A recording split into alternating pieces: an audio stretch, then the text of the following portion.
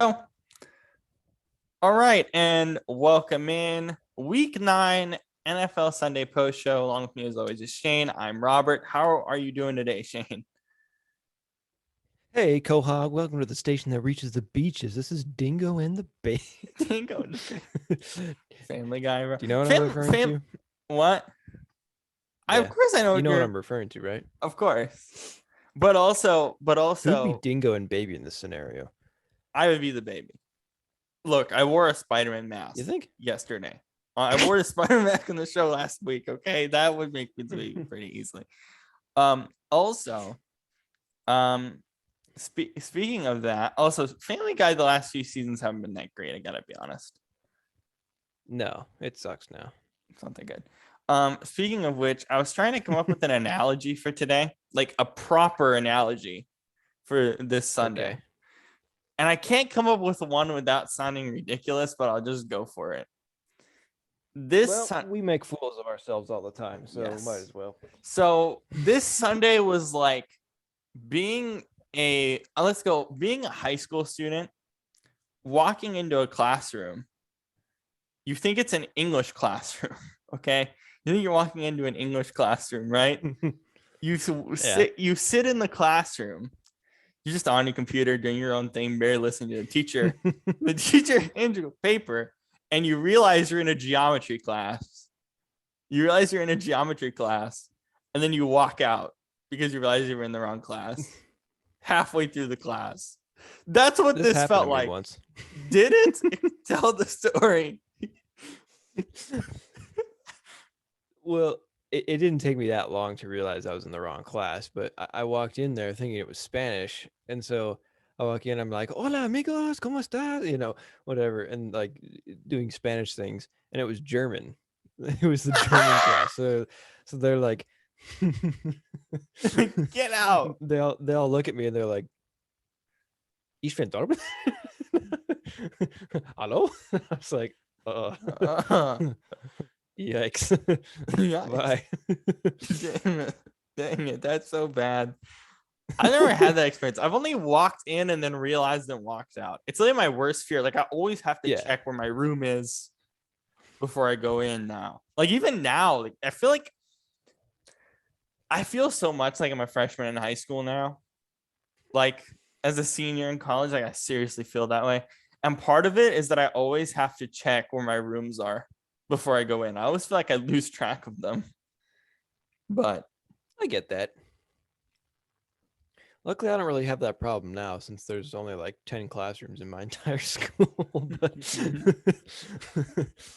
I, I just kind of know what's what. But yeah. I don't think we knew what's what today. First, let's start with Titans Rams. Um, I guess the real question here is, and I feel like this is a premature question, but are the Titans better without Derrick Henry? Is that a premature question? Think about that for a second. I I was mean, thinking about that. I was thinking about that during the game. I was like, are they actually significantly better without Derrick Henry? I'll say this. I, I would say no.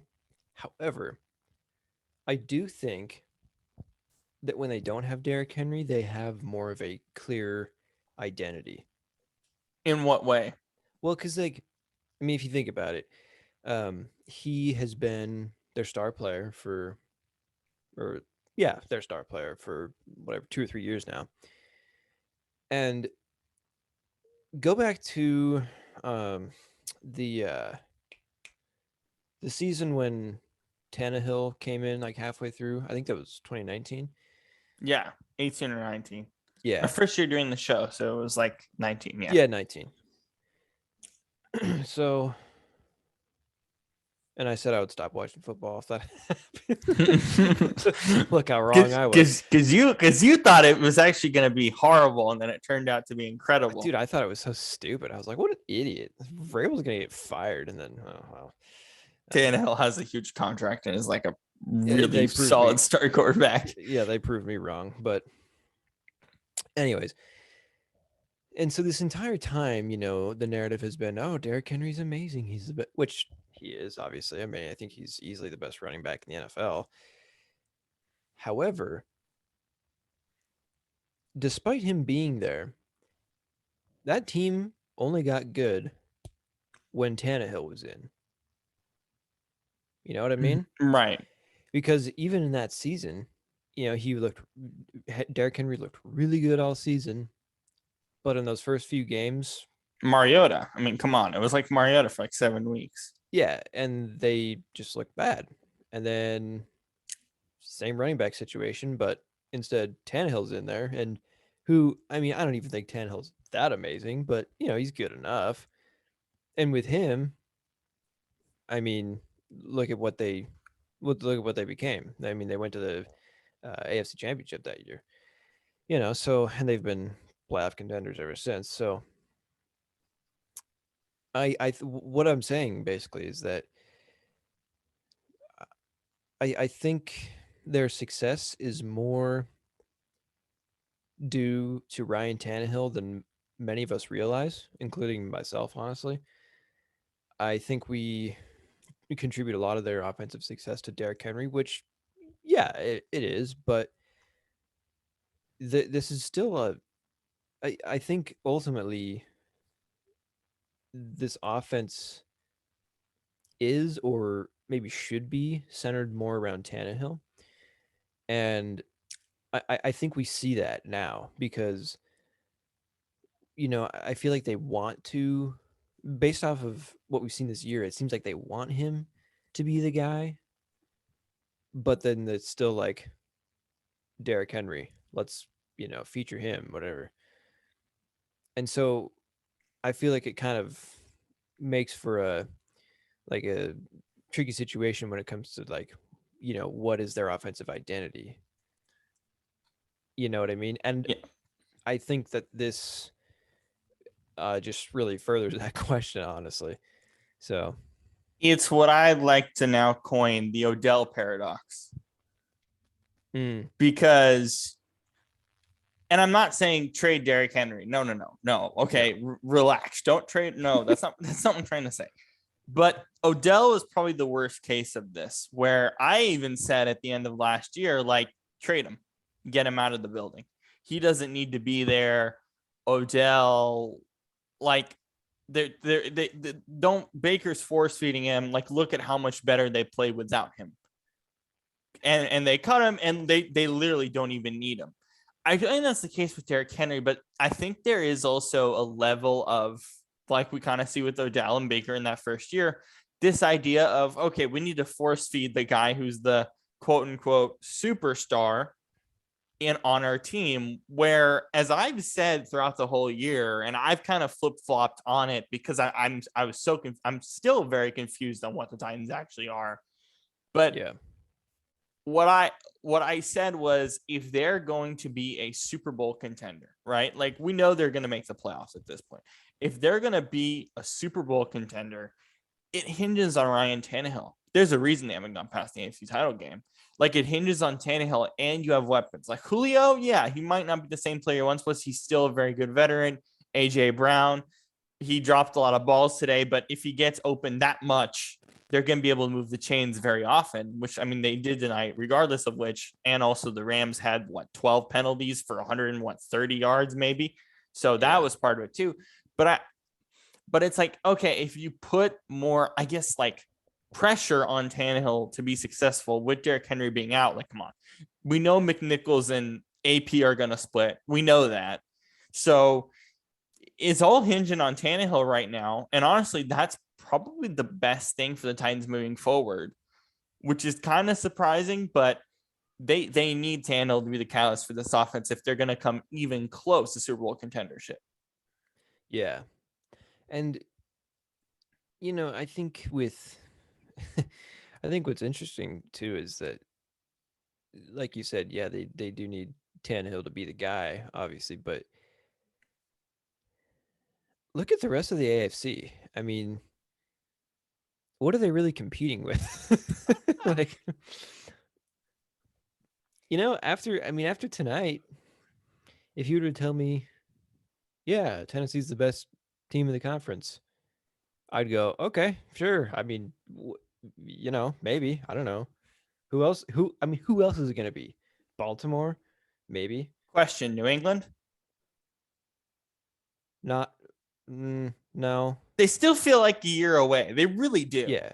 I think they're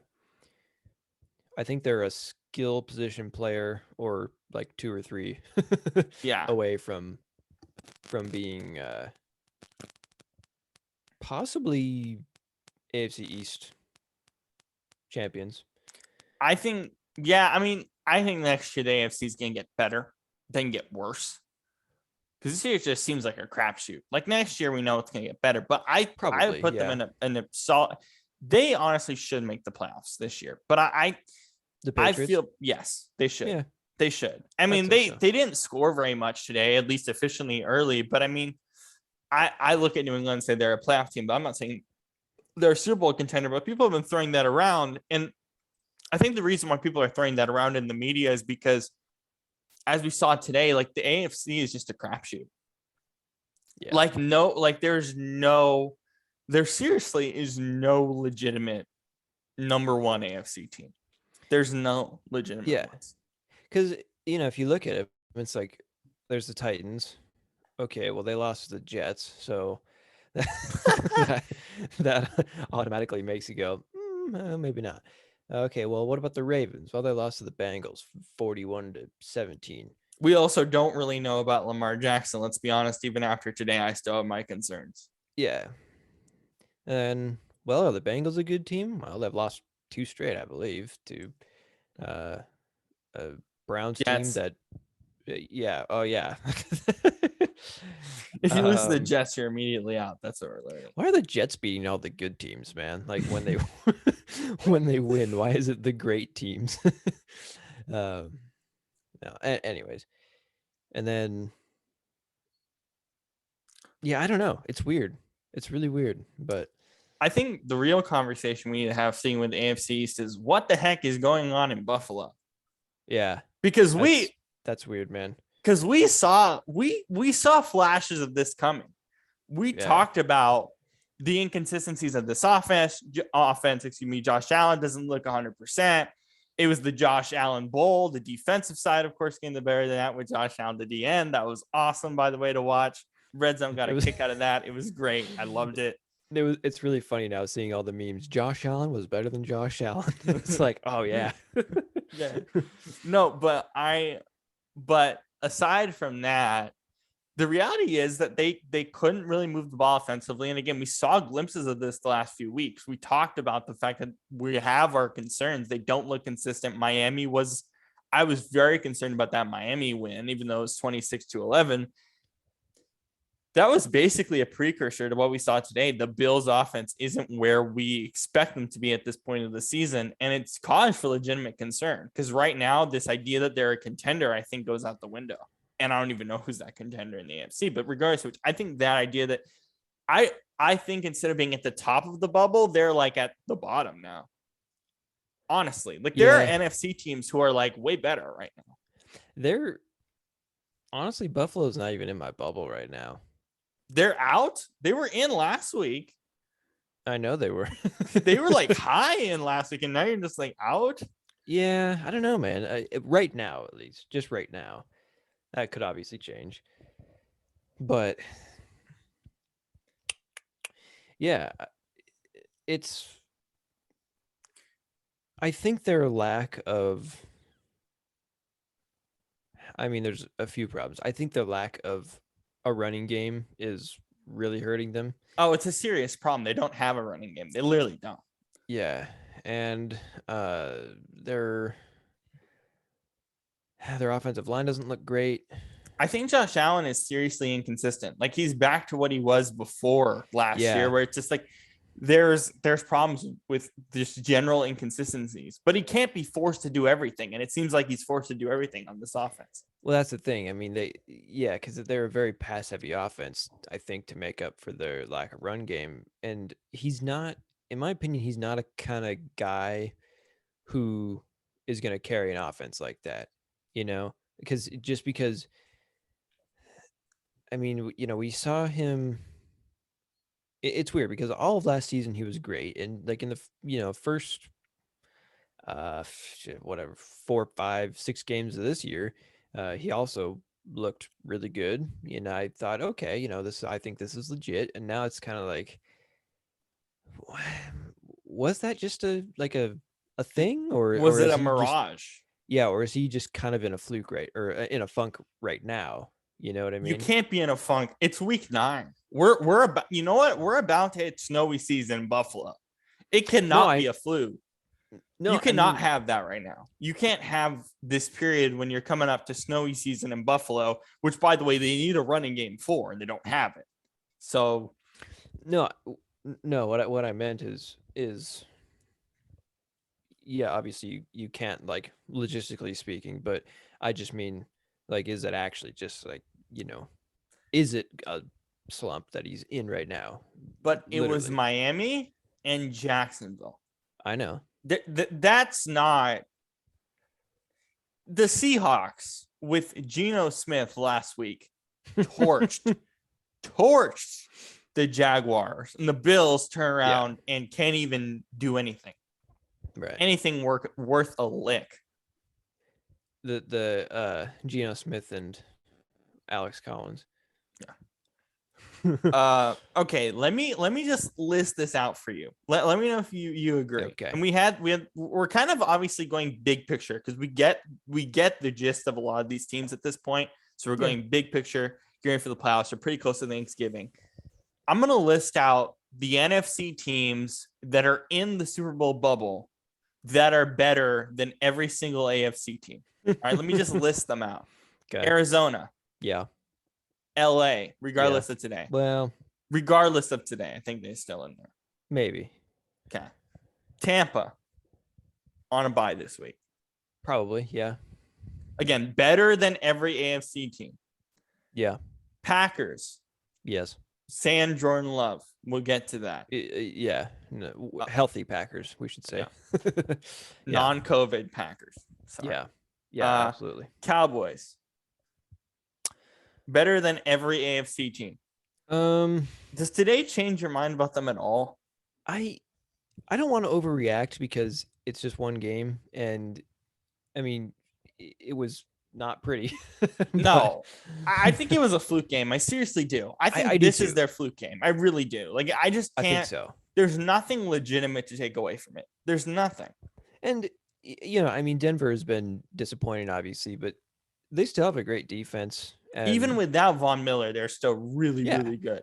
Oh, yeah. And offensively, they don't have a lot of juice, but they're certainly efficient. Yeah. Teddy's a smart player.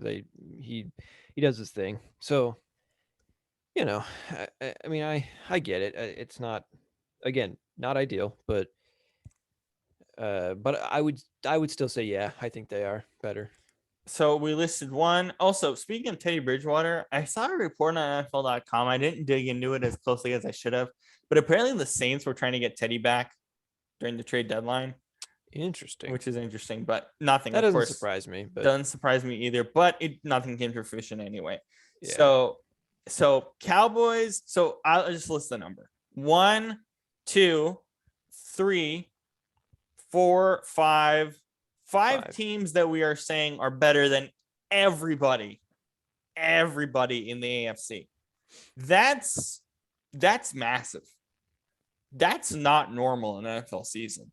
And then an AFC team wins the Super Bowl. That'd be hilarious. At this point in the year, that would be the biggest middle finger to everybody.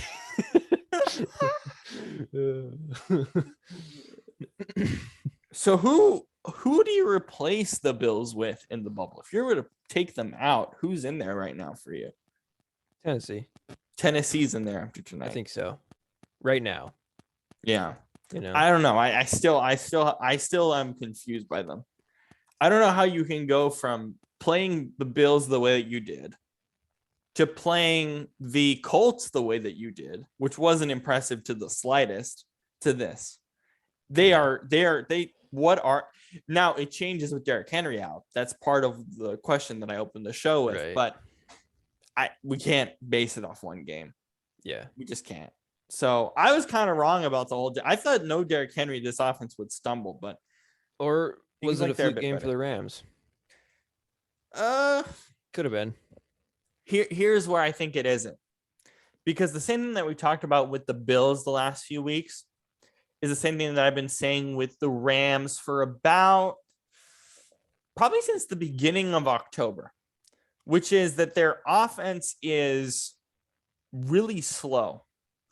They're a slow starting offense. You remember that Lions game Yeah. where I said that it looks like their offense was already slow. And then obviously because they didn't get the ball until like the end of the first quarter, it was even more slow. Their offense slowly dissipating like that kind of created this kind of storm where this game would have happened. I don't think it's necessarily a fluke game because I'm scared at how slow their offense seems to be. Which is, it's funny to me because they got Stafford for that reason. To not be slow. Yeah. And now I feel like it's even worse. It's not even worse than Jared Goff. It's better, but No. I mean the pace. the pace is worse. Yeah. No. I think that the first month the pace was like gangbusters, and then it's like since October every week it's just like this slow regression that I think has created this.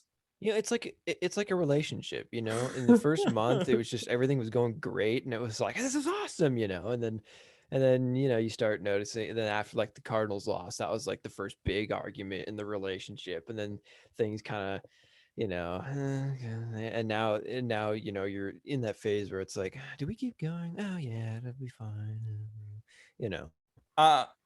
I wonder if this is the Rams' relationship with the Lombardi Trophy in 2021, because I came into the day clearly stating still that the Rams are the best team in the National Football League. And I mean, who really is the best team in the NFL right now? After today, are we really certain who that number one team is? Are we assuming that they're fully healthy? Which everyone's fully healthy? Yeah. Without the season-ending injuries? Yeah, I would say so, yes. No, I mean like people that'll come back and everything. Yes. Because that's what we would assume. In my mind, it's clearly the Packers. Can I push back on that? Okay. Well, okay, yeah, go ahead. I think, and we'll get more into the Aaron Rodgers and the COVID thing, but let's just go minus that for now.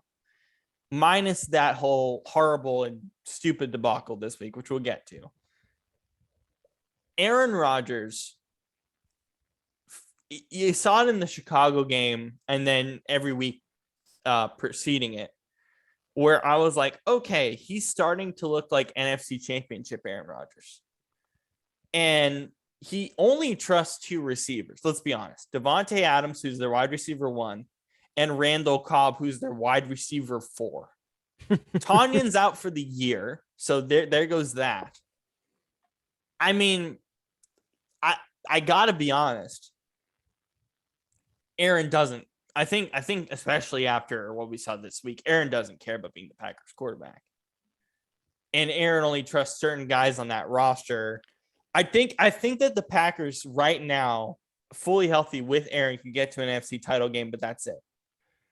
If they get to a Super Bowl, no matter what we think of an AFC team is going to beat them right now.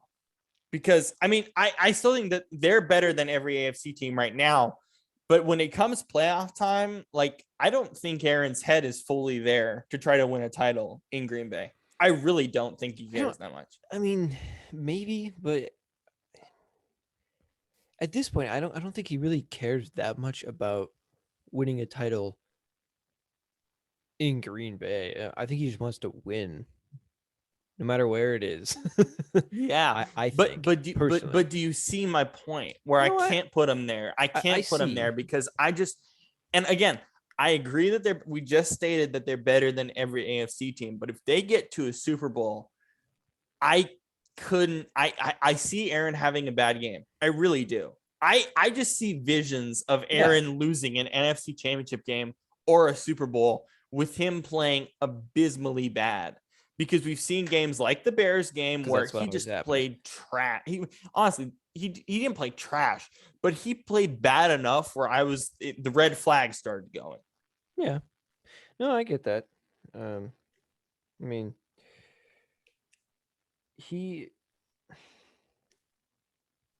Rodgers is strange to me because he's kind of lost a lot of his like flair, and I get not flashiness, but like his spark, Yeah. I think because like you say, he just doesn't care as much now. But he's still very efficient usually. And I think even though we look at some of those games and think, oh, he looked really bad, I mean, he still did what he had to do and kept the offense on top and won the game, which. But do you see that happening against, let's say, a Tampa rematch? If they play Tampa tomorrow with a healthy Aaron Rodgers, do you really think Green Bay wins that game right now?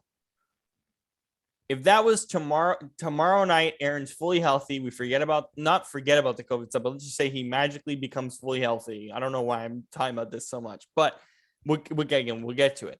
If they play tomorrow night in an NFC title game, I don't see a reason why the Bucs don't win that game easily.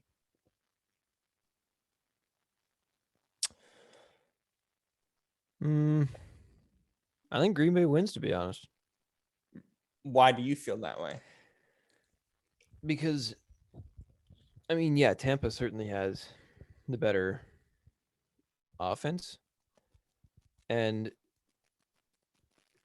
you could argue that they're the more complete team, but they have not performed like it. Their defense, Tampa's defense has been quite disappointing this season. Pretty much middle of the pack or even close to bottom. Yeah, whereas Green Bay has done really well against some pretty good offenses, like Arizona, for instance, or trying to think about some others. But anyways, and I just think all around they have more competitive units than Tampa does. I don't know. It's a close game. I think it definitely is, but because like last year, their game, I mean, it was close. It was what 31-26 or whatever, and I think Tampa is a little worse this year, and I think Green Bay is a little better this year. So I don't know. I mean, I think. Well, that could go either way, honestly. But I would lean towards Green Bay personally. Yeah. I don't know. I just feel like the Bucs offense has this element of being dynamic other than against the Saints. That we can kind of chalk up. But other than that, I just They feel like still their scored a offense lot is of really points dynamic. against the Saints, but Yeah. but yeah. Since we're on the topic of Aaron Rodgers, and I did talk about this and the other situation we'll have to cover today from the week. I did talk about this on Thursday. This whole COVID thing. Look, my whole point is this. You and I both are fully vaccinated. I'm sure you are planning to get the booster shot here pretty soon. I am as well, correct? Yeah. I don't like the people that are not vaccinated. I think it's part of the reason we're still in this pandemic is because of that, because of people like that. I don't agree with it, but I can at least respect the idea that you want to have your own decision for yourself. I at least can respect that enough to understand where you're coming from. Right. But Yeah. Aaron, and let's also put this into perspective. Carson Wentz is a perfect example of this. Carson Wentz is not vaccinated. He is unvaccinated. He came out at the beginning of the year and said, I am not vaccinated, but I will follow every protocol. What does he do? He's followed every protocol. You see him on the sidelines wearing a mask. You see him during games wearing a mask. He and when he's walking down on the field to greet players, he's wearing a mask. He's doing everything right to protect himself and his teammates, even though he's not vaccinated, his family, whatever else. He is doing everything right. Okay. Yeah. And I think Kirk Cousins is to some degree as well, but Carson Wentz is the perfect example of here's someone who's unvaccinated but responsible. Okay. And that I think you can respect. My thing with Aaron is that he said, I'm immunized. Okay. Which we all thought that meant he was fully vaccinated, good to go. Did you? I mean, yeah, what else would that mean? Right. And this was August 26th. Okay. And there are rumors going around that he wasn't vaccinated, which I don't think was very publicized because it's Aaron Rodgers and he kind of can control his own media narrative a lot of the times. I think that dude's like a spy or something, I swear. Just like, yeah. but it's that, okay, but it's like, but my problem with it was that, okay, you say you're immunized and then we find out this week that you are unvaccinated. You blatantly lied. This is not just like a white lie that you tell in elementary school about someone starting a rumor or a high school thing or just something blatantly stupid and dumb. No, this is a public health crisis that you are willing to lie about and ruin not necessarily your NFL reputation. I mean, in some degrees, yes. All the other 32 teams are mad not only at him, but the Packers and the league for how they handled the situation. Rightfully so. But Shane, this was on, I talked about this on Thursday. The worst thing that the NFL can have happen to them is be on CNN, MSNBC, and Fox News. They were on those channels nonstop all week, not only for this, but of course the Henry Ruggs situation, which we'll talk about soon as well. That's the worst thing that can happen to the NFL. And when it comes to a topic which CNN, MSNBC, and Fox News literally have lived on for the past 2 years, that's the worst thing that can happen to the league. His public reputation is completely down the drain. And now he says, like, okay, I'm being canceled, this or that. I'm like, Aaron, we will see you in the next. Your own fault, dude. Okay, first off, here's the point that other broadcasters have made, and I've made the same point as well. Aaron, you are not canceled. We will see you in 2 weeks playing football again. Okay, you're not going to get cut. You're going to play football here in 2 weeks. Okay, you're Aaron Rodgers. Dude, you are going to be a first ballot Hall of Famer. So just, at least from an NFL perspective, slow down, okay? And it's like all this woke mob stuff, which honestly I'm just annoyed by. Like, chill out. Like, come on. And you know what? Props to so many people talking about that Martin Luther King line that he did, which was honestly disgraceful. Yeah. To use that wording. The interview was disgraceful. The lie was disgraceful. All of it was disgraceful. What I'm frustrated with is not the fact that he's unvaccinated. I am frustrated with the fact that he lied. All you have to do is say, I am unvaccinated. I'm taking this other treatment. Explain the other treatment. I don't agree with you, but fine. You were honest. You said the truth. Kirk Cousins, he said the truth. He said, I am unvaccinated. Carson Wentz, he said the truth, but he's also doing a great job following protocols. Why is it so hard to say, I am unvaccinated or I have this homeopathic treatment? And a huge reason why was because he doesn't want to wear a mask on the sideline. He wants to be viewed as vaccinated, which was just absolutely annoying and crazy. The Packers and even the NFL would allow this because it put a lot of people at risk, unnecessarily put a lot of people in the league at risk. And I bet you a lot of doctors are pretty pissed off at the NFL for how this was handled. I bet you Fauci was probably pissed off at how this I was reading about it, actually, not Fauci, but other doctors are like, what is wrong with you? Yeah. You have this protocol and you didn't follow it. Again, my whole point is I'm not necessarily mad he's unvaccinated. I'm just mad that he lied. This is different. This lie is different. It's not a ridiculous lie to start a rumor or whatever, something stupid. This is you lying about being vaccinated, which in turn can cause problems for the whole country and the whole world in a global pandemic. This is bigger than just you saying something random at a presser. Yeah. That's my spiel on it. Yeah. After a few days of thinking about it more. Right. Yeah, and I mean, I don't. I'm not gonna, like you said, I don't have a problem with him being unvaccinated or, well, We do have a I problem with wish. it in our own way. We do have Well, I mean, I I guess the way to wish. put it is we have a problem in our own way, but the bigger issue at hand is more important here. Oh yeah, like, I mean, I wish that everybody would get vaccinated, obviously, but I'm not.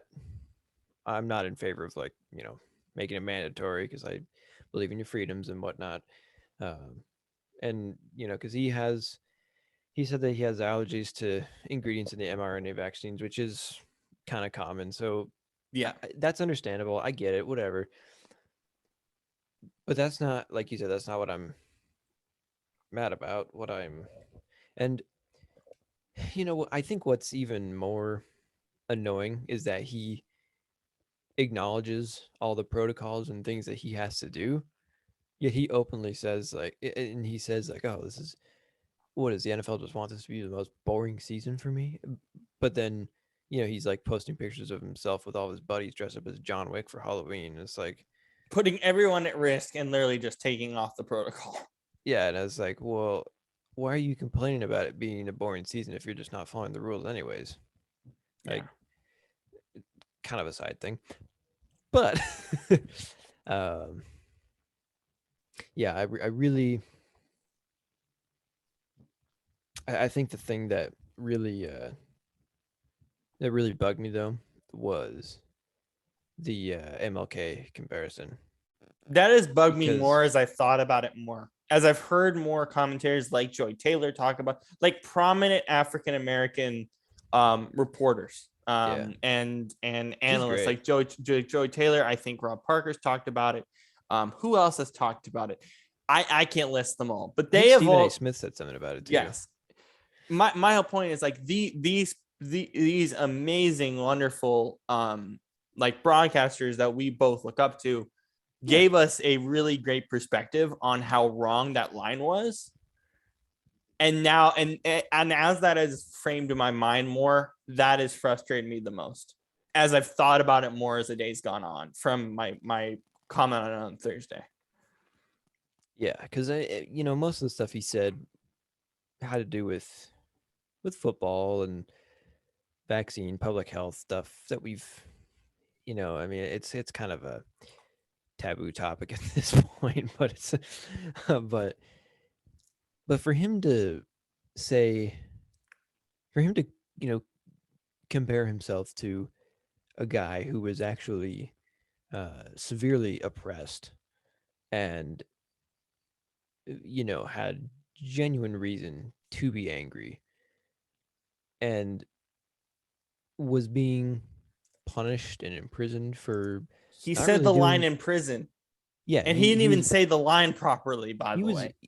Martin Luther King was yeah, he went to jail 27 times for his protesting efforts. He didn't really do it. I mean, he didn't really do anything. He did nothing wrong. He was fighting up for, what is right. And he was arrested 27 times. And of course, the civil rights movement was much larger than just MLK, obviously. But, he's kind of the face of that movement. Mm-hmm. And when we look at, a lot of the progress that has been made in this country in regards to racism, I think a lot of times we look to him. And so for you to compare yourself to him and say, you know, Unjust law and all this stuff, like those are actual to laws, those just, are protocols. yeah, to justify your actions when the rules in place against you are not unjust and you broke said rules. Anyway, Yeah. So for you to compare yourself to him with that is not even close to the same thing. Not even in the same universe. And to that I say, uh, what a douchebag. Yeah, no. Truly. Yeah, I'm I hate to use that phrasing, but I was mad. No, I just say this. I the more I've thought about it, the more mad I become. Because Yeah. it again, it's not about him being unvaccinated. What first again, the MLK I don't stuff care definitely about frustrates that. me the most. But what I'm frustrated with is, dude, just say I am taking this homeopathic treatment, whatever else.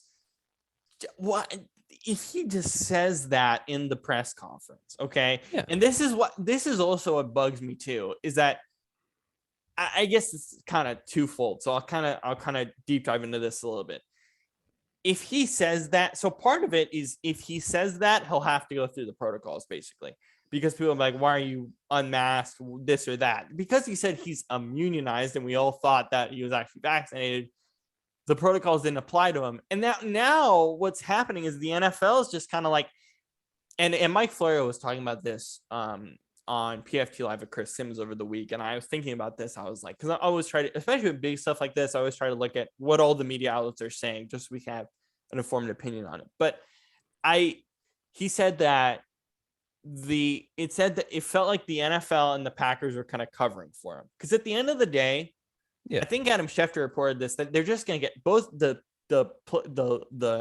team and Aaron is just going to get fined.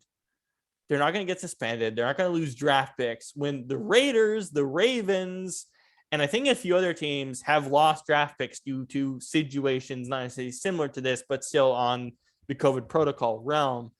And that's part of the reason teams are upset. It's like, and they were making this comment. It's like, if Aaron Rodgers retired tomorrow, okay, if he retired tomorrow, league still goes on.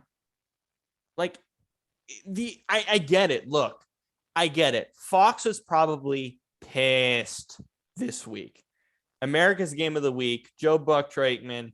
We finally get to see Aaron Rodgers and Patrick Mahomes. I get that. Finally. Finally, it's been a few years, honestly, because of injuries and whatever else. Yeah. But we didn't see it because of Aaron's, honestly, kind of just in general stupidity.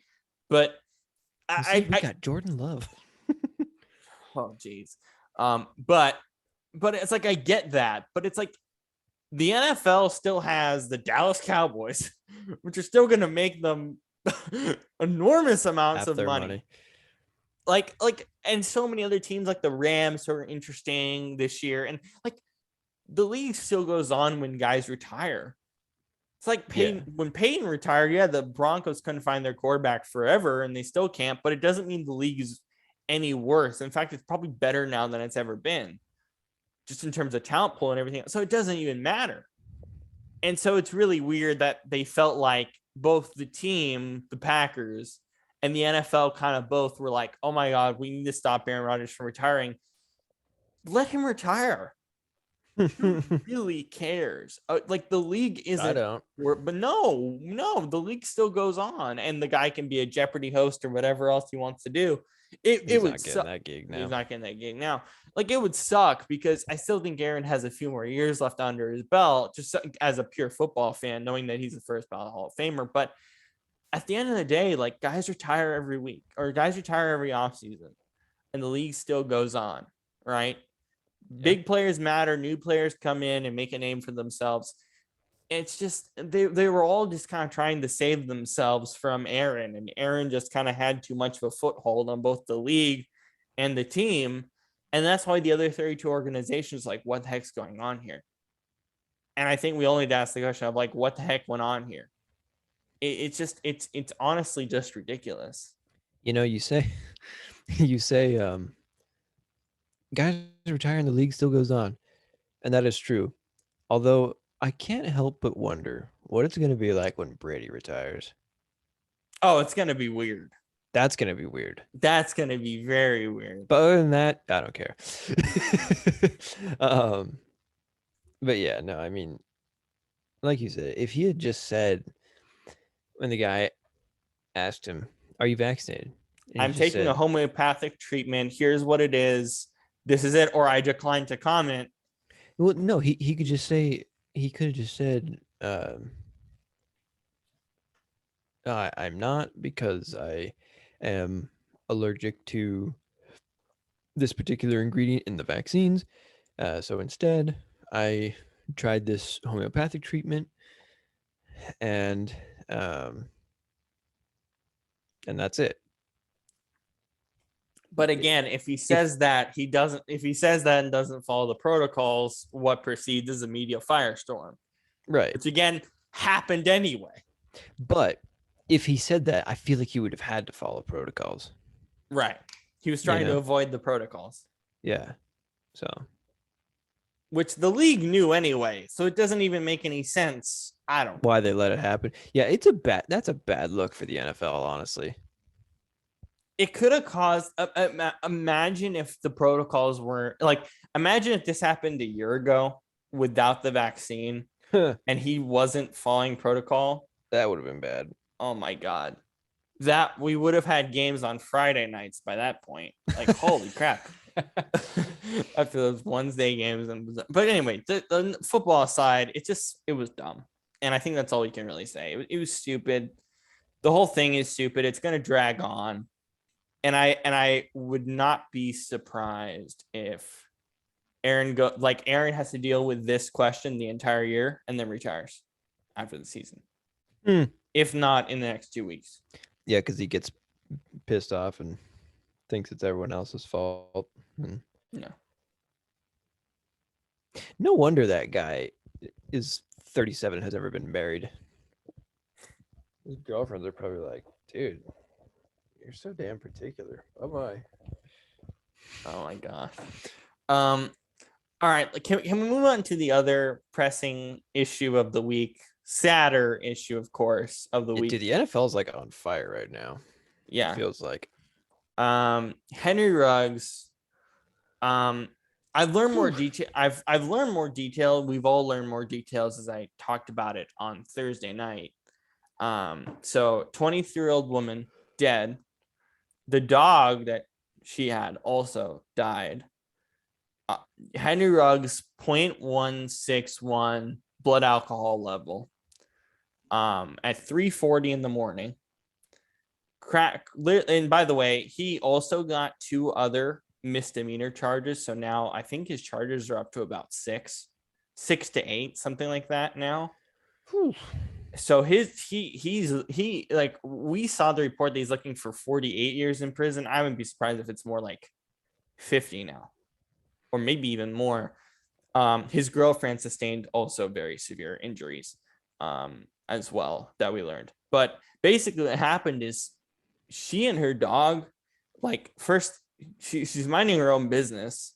Then the car is on fire. And then basically she just flies out the car and dies. That's what happened. And I talked about this on the show on Thursday, and I'll reiterate it for our viewers here as well, because I think this is important. You and I both work not only in this background in sports media, but you as well work in film, and we sort of understand the mechanics of how media works and the kind of stuff we have to talk about, particularly in this league. There are things that we have to talk about that we don't like to talk about. We don't like to talk about domestic violence. Guess what? Every year we have to talk There's about a it. case. There's a case. It's ridiculous, but it has to happen. DUI, even, we have to talk about it every year. Do we want to? No. Let's see. I'm sure there are a couple more, but there are things in this league that we know that we have to cover. We understand how to cover them in a professional manner. But the one thing that we still and thankfully have not really entirely learned how to cover, because it's so painful, is death. We don't know how to cover it in this type of manner, because something like that, and I think about the importance of our like entire community and what that means, or what that, like, the NFL community. And I was like, this is much different than the John Gruden situation, in that we can talk about the John Gruden situation because we've seen it before. Like racism is another aspect of the things we have to talk about that we don't want to. But death isn't one of them. That's why it was so hard for people in the media to talk about it this week, because it's just something we don't, it's different. It's completely different. And for someone to die in that way, it has to be the most gut-wrenching thing for their family. And Henry Ruggs' life is forever changed, and he's going to spend potentially a good portion of his life in prison, not the 20 years that we thought. Yeah. It's just a sad situation for everyone involved, honestly. I mean, that girl had her, well, they both had their whole lives ahead of them, being 22 and 23. I mean, that's basically That's our what, age. 1 year older than us, 2 years Yeah. older than us. And now she is dead for no reason, just because a guy made a dumb choice. And now he is, I mean, his life is over, honestly. Like, even if he gets out of jail, I mean, that's, you know, that's, he'll be probably 60 years old, maybe. I mean, We have to be honest, he's not going to get the 20. He's going to get significantly more. it seems like it, but, and, I mean, it was same thing with him. I mean, he was a young player. He had a great career ahead of him. He's going to get a big contract. And then this happened. And I mean, I know he didn't mean for that to happen, but he is kind of an idiot for that. I mean, really, there's no way around it. Like, he messed up big time. He should have known not to do that. And I'm just really sick of stuff like this happening when somebody is killed and it's not like the other person had any intention of even doing it. They just like died for no reason. And that's just that's horrible. Mm-hmm. You know what makes this even more crazy? Hmm. That this type of event in the history of the National Football League and its players has happened 4 times. Someone DUI resulting in death in the course of NFL history of its players has happened 4 times. When was the most recent one? I think one of the last ones was something around like the 80s. There was a Cowboys player who had one of these situations, got out of prison, and is now going around in local elementary schools, middle schools, high schools, and even consulting NFL teams to not do this, and showcasing like, hey, my situation was the worst case scenario. And then look at what happened to Henry Ruggs. Yeah. So it's pretty crazy. And all the stuff that I've talked about, of course, comes from that Mike Florio and them talking about it as well. But so just want to cite that as well. But this is some of the stuff I've learned this week from their conversations and other conversations across the media landscape this week. Yeah. I mean, I hope he comes out on the other side of it with something like that, like, using his position to go around and do that, talk about it in schools, whatever. And because I mean, at this point, I think his NFL career is over. I mean, let's be honest. It's done. Yeah. He's not gonna step on the field again, even if he's out of prison in time, which I doubt he will be. But even if he is, I don't feel like anybody would want to take a chance on him, except maybe Bruce Arians if he's still coaching. No. But no, but yeah. So I don't know, man. It's a different situation for someone like Bruce Arians. I don't think anyone would want him right now. No, not right now. I mean, even in 20 years. Yeah. The guy would be in his 40s, so his career is basically done. There's no chance. And it's, I've read he faces up to, I think the most recent number was 46 years. It's going to be about 50 some now. Yeah. With the 2 extra charges on the girlfriend but it's for the girlfriend's side. Yeah. Oh, was she charged with something? No, I'm saying he was charged an extra 2 counts for injury sustained by his girlfriend.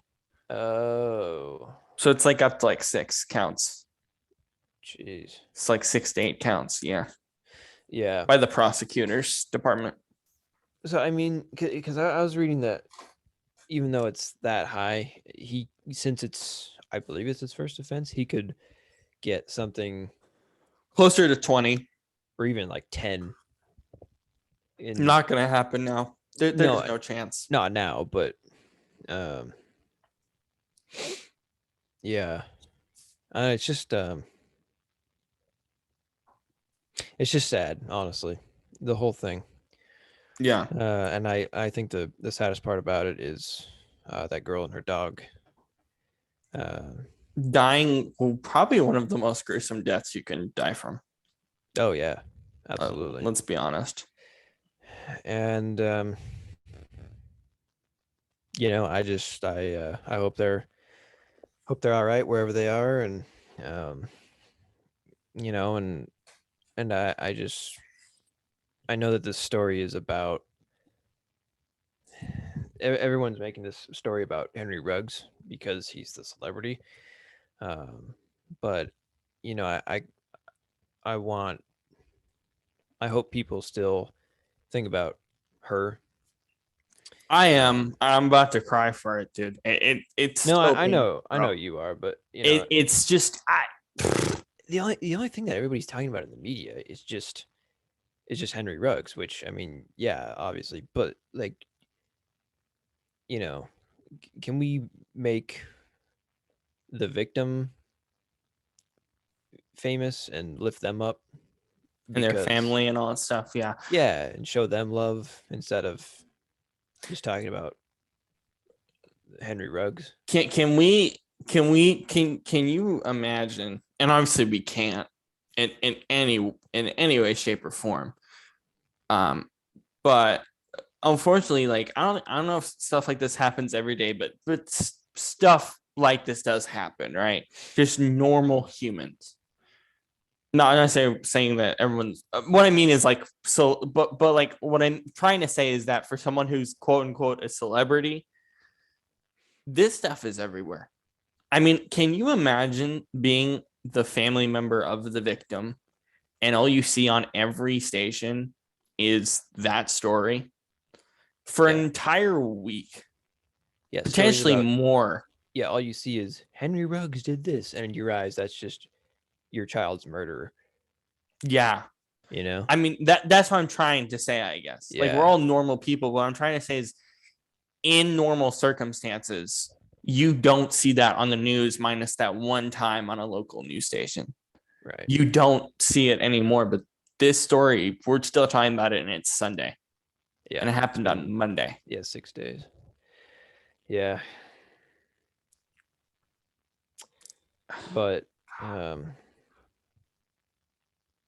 yeah, I don't know. I cannot tell you. I cannot tell you the emotion that I go through for this story as someone who just thinks about death a lot. But also like we had a death from one of our students at school this week too. So it was really weird. Like death Oh, was such a at UW. UW Bothell. This guy named Ian who was a junior. Um, and it was like death was kind of like a common theme this week. And it was very weird. So on both of those occasions, like to their families. What happened with them? Do you know? I have zero clue. They didn't give any context in the email. But I mean, much love to both of their families. Obviously, probably in different circumstances, but in terms of the event. But yeah, man, it's just oh my god, people that the worst kind of deaths are the ones that are so young, right? Yeah. And I think it's because like guys that people who live long lives and stuff like that, it's going to happen, right? Eventually. Yeah. But for people in their like 20s and stuff like that, like under 25, but as you said, you have the whole life ahead of you. Or even under like 65, honestly. Yeah. But I mean, holy smokes. And then there was a death of one of the NFL media members today. He was 38, died of cancer over the weekend. It just, I don't know. It's been such a weird week thinking about death and all this stuff. And I'm just like, wow, it's bizarre to see it so visible on your television screen every day. That's just not normal. Right. And that's just not normal. And I can't fathom and wrap my head around it. Yeah. Yeah. It's sad. I mean, I think a lot of times, at least in my experience, when somebody dies when they're like in their 90s after they've had a family and had a good job and enjoyed retirement and all that, and then they, die of natural causes when they're like 90 or whatever. That's like, okay, yeah. I mean, it's still sad, obviously, but it's a good feeling. It's like, hey, they lived it a out. really fulfilling life and they left a lasting impact on so many people. Yeah, it's like it's just like, oh, I'm glad they were here. It's more like that. But then, with a situation like this, when a person's so young, it's just like, damn, what could have been? That's the thought. It's just, it's not even. You just don't even think about like the positive. It's just at least for me, it's just there's like, no positive. There's no the only is that they were here, I guess. Right. But the only real positive is if Henry Ruggs himself comes out of this and says, don't do this. Yeah. And like I can't let's also acknowledge this before we move on and talk more football. Let's also acknowledge this. All of them, every single one of their family members, on both sides of the situation, including Henry himself. Henry probably the worst at this moment. I mean, the mental state of how everyone is feeling. I mean, oh my God. Imagine what Henry Ruggs is feeling today, watching the Raiders play against the Giants and knowing I could have been out there, or any of the family members. I'm including everybody. Can you imagine the mental state that all of them are in right now? I couldn't. Or even his family watching the Raiders. Yeah. If they were just like, I don't know if they had the stomach to turn on the TV. I know. I mean, they're just thinking like, my son should be out there, but instead he's about to be wearing orange and locked up in a fence 24/7 for however many years. Insanity. Yeah. To move also to the football side of this. So the Raiders played the Giants today. And this game honestly wasn't that interesting overall. Yeah. I do find it remarkable. Also, before we even get there, can we talk about Derek Carr first and just his comments over the week? I mean, just this year I've fallen in love with Derek Carr. Same. He is one of my he's just favorite such a team guy, man. He's such a team guy. He's like, I love Henry. I'll be there for Henry still. I can't imagine what he's going through. That was incredible. Like, I love Derek Carr. I love him. He loves the city of Vegas, who honestly, the organization never truly really embraced him until this year. And I think even for me, I don't know. He's one of my favorite players in the whole league now.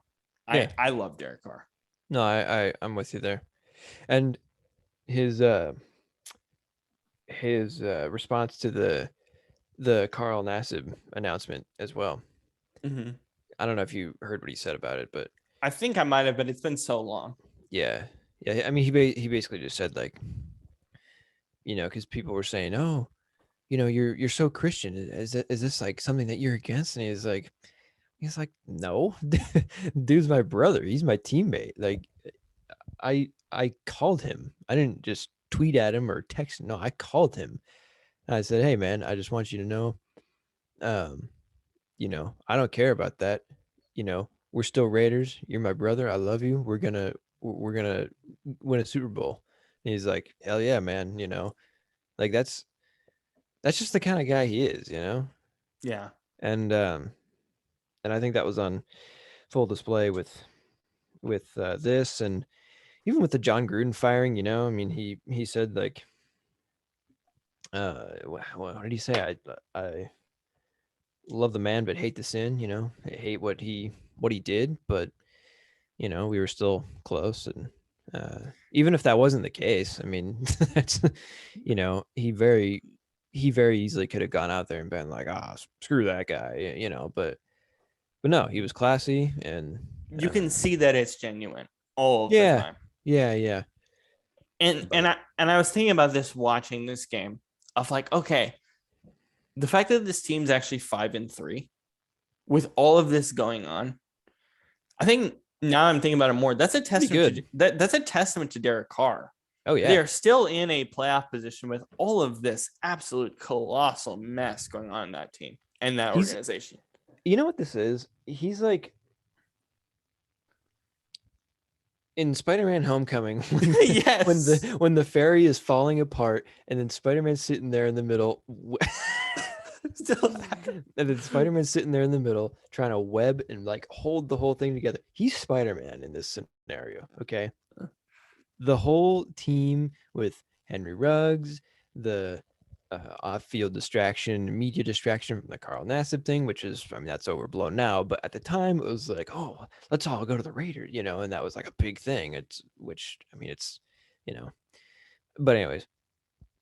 And then with John Gruden firing, having an interim head coach, and it's just everything's falling apart. And then here's Derek like webbing onto everything, pulling everything. Life. Yeah. But yeah, and then the question is, who's going to be the Iron Man in that scenario when he comes by and pushes it together to save the day? It has to be whoever the new coach will be. OBJ. No, thanks. Can we not? Do you think they make a run at OBJ? The one team right now that Odell is seriously interested in. Do you want to hear who that team is? Is this according to him? This is rumors. Okay. Guess. Just make a guess on who that team is. Green Bay. Seattle Seahawks. Really? Yeah. Russell wants him bad. Why? Russell wants top receivers on that roster. He wants more help. And I'm gonna be fully transparent with you. I'm gonna be fully transparent with you about this first with Odell. Let me just say this first. Okay. Odell is not a good wide receiver anymore. Am I wrong? He's not good. I mean, I would say good, not great. I don't even think he's good. Shane, he's not good anymore. Shane, he's not good. Like, in what world is he good? I just don't see it. Other than the Giants, where even in the Giants, he was being force-fed the ball like crazy by freaking Eli Manning, 40-year-old Eli Manning.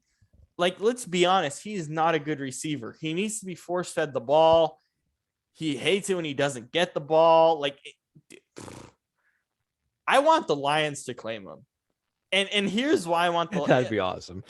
And here's why, and of course, if the Lions claim him, we'll get really upset. But if the Lions claim him, you know what happens? He gets force-fed the ball by Jared Goff the whole rest of the year. has crazy numbers, and then comes in the offseason as a free agent, and then his image reappears, and everyone tries to pay them big bucks. I think that honestly might be the best thing for him. Exactly. You know? And look, the Lions only have to pay $7.5 million. I want all 32 teams, regardless of your opinion, or all 31, I guess, to waiver claim OBJ. Because honestly, $7.5 million for 1 year, for half a year, even if it's a rental, is kind of worth it for Odell Beckham. It's not that bad at all. Yeah, I'd say so. Yeah. 7.5. That's not bad. Yeah. But he'll probably clear waivers. Like, in all honesty, he'll probably clear them. But I mean, like, Seattle and him, no thanks. I don't really want to see that. No. They have, I mean, okay. There's a few reasons I don't want to see that. First of all, I think Seattle has other needs that don't include wide receiver. Obviously. Yeah. Offensive line, corner, linebacker. Oh my God. Yeah, basically maybe defensive line, and then, or no, tight end. Yeah. And then wide receiver. Or running back, and then wide receiver. I think wide receiver is like, one of their strongest position groups. So, yeah, and so there's that. But also, he's very, like you said, he's very loud and moody, and he wants the ball in his hands too much. Kind of ball hog. He's not very happy a lot of times, and he's cocky. And Seattle already has two guys that. What does that say? Russell Wilson has urged Seahawks to sign Odell Beckham. See, this is my question. What does this put on Russell? Not the general manager, Russell. Shut up. No. But what does that mean to Russell Wilson to really always want Antonio Brown? He wanted Josh Gordon in. Gordon's now not doing anything in Kansas City. Like, what does it mean for Russell that he just wants all these guys to come into their organization? Like, that almost makes me think that he doesn't totally trust Lockett and Metcalf. Or does he want another weapon because he thinks another weapon will help complete that offense? Or does he want it to be like a Tampa Bay situation? Does he trust Pete Carroll and John Snyder? I think is the bigger question.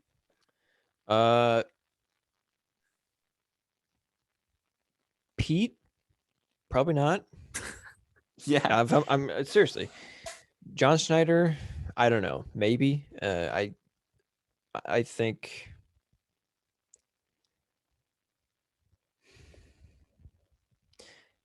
I think a lot of the personnel problems that we have are more. They seem to me like they're more Pete Carroll problems than they are John Snyder problems. But I could be wrong. So I don't know, man.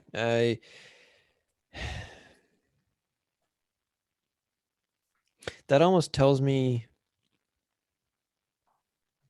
that Russell is still wanting to stay, though, because he's saying, "Oh, let's bring him here," because he's on a 1-year deal. Okay. Well, I know he's on a one. If he gets claimed, which right now he doesn't want to be claimed, he wants to be a free agent, which is fair. But I mean, 1 year doesn't change anything unless this team wins a title. At least that's my opinion on it. Well, yeah, no, exactly. So, does he want to sign in Seattle, though? Yes. Really? Mike Florio reported during Sunday Night Football pregame that Beckham prefers to become a free agent, so he doesn't want to be waiver claimed, and wants to join the Seattle Seahawks. Florio added that the Niners and Saints are also considered teams to watch. Seattle, again, this is also from Bleacher Report, this section. Seattle can place a claim on Beckham. However, the team is 9th in the waiver claiming order, meaning any team above them will have priority. So they're not going to waiver claim. No one's going to waiver claim him. He's going to sign at some point Tuesday night, I would assume. Yeah. Yeah, I mean, just because, like, I really don't because the Seahawks already have DK Metcalf and Jamal Adams, who are both kind of loud and not particularly liked by a lot of people. And I feel like just having a third guy like that to stink up the air with all that behavior Cause more turmoil. is not what they need. Not even close. With Antonio Brown, with Odell, whoever the hell it is, I don't care.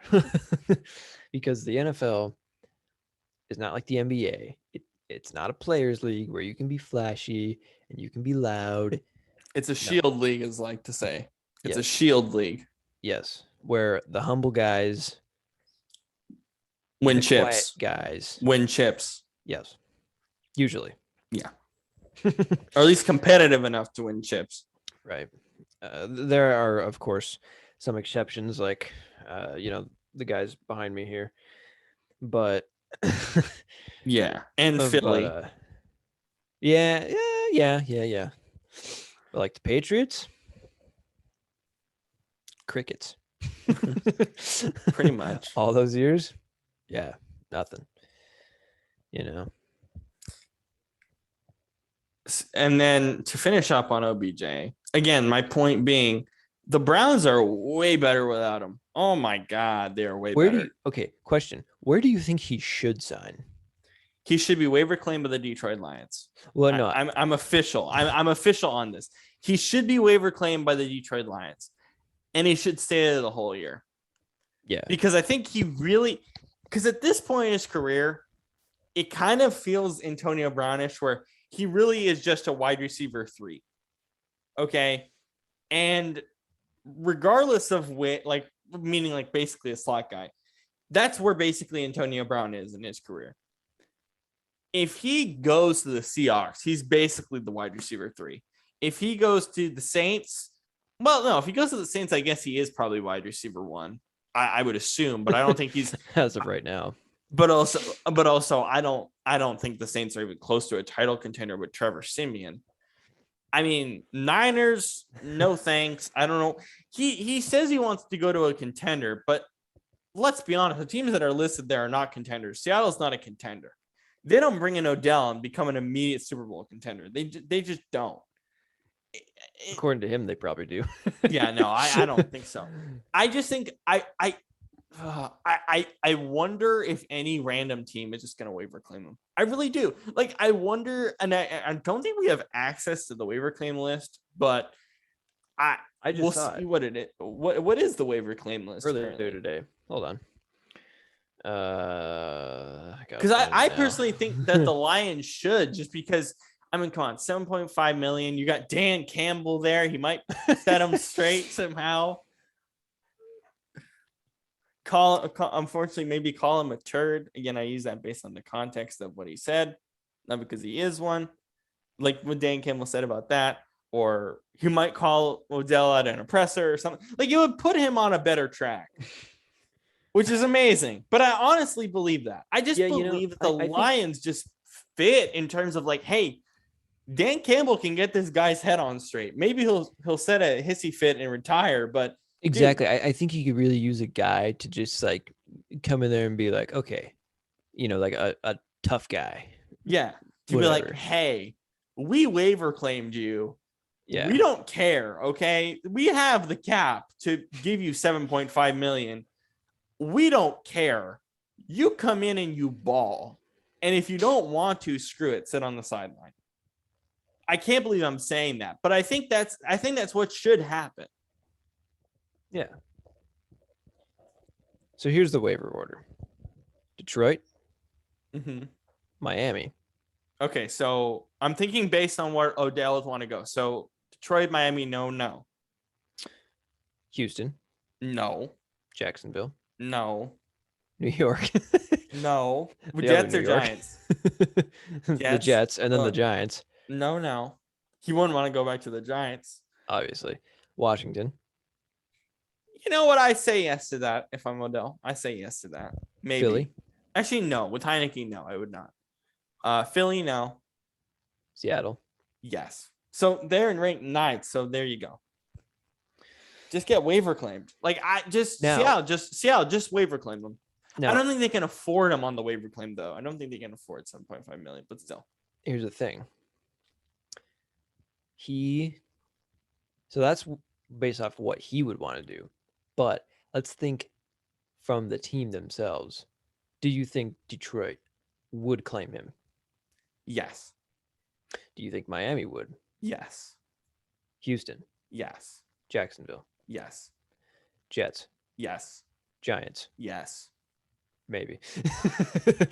Washington, Yes. Philly. Yes. See? Every team should waiver claim him. There's Yeah. no risk. There's no risk. Even if he sits on the sidelines for half the year, 7.5 million, especially for teams like Detroit, Miami, the Giants, the Jets, who have salary cap money to waste, basically. What's the harm? What's the harm other than him being mad and sitting out for the whole year and not making enough money in free agency? I don't see the harm in it. Yeah. I could really see Green Bay benefiting from him. Yeah, I think Green Bay would definitely benefit, but I don't think he really wants to go there. No. But yeah. I definitely could see that though.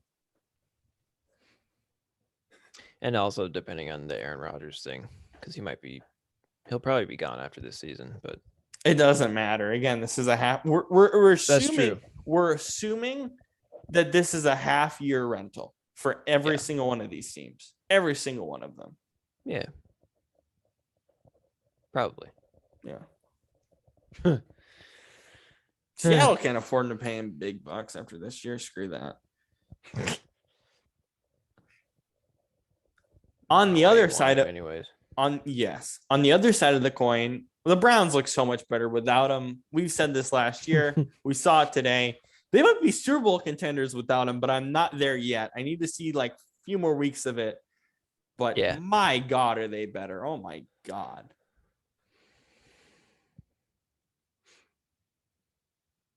Like, it's that simple. They're just better, right? Yeah. Yeah. It's weird. Not really. No, I mean, it makes sense, but it's just kind of funny. Mm-hmm. It's not how you normally think, but Vikings Ravens. Vikings always have to be in close games. So I have liked the Vikings all year. I have said that I've liked the Vikings all year, but they're 3-5, okay? And I think Kurt can only go so far. I really feel like the limitation with this team is that they can't keep playing these close games. Like the Chargers last year always had these crazy close games, even with Herbert, and it cost them.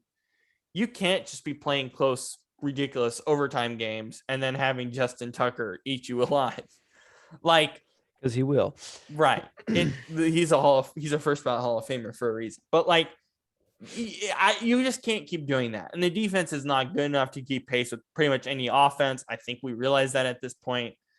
I chalk up last week's Sunday Nighter on Halloween as like, don't think about that. Just think about the rest of the season for them.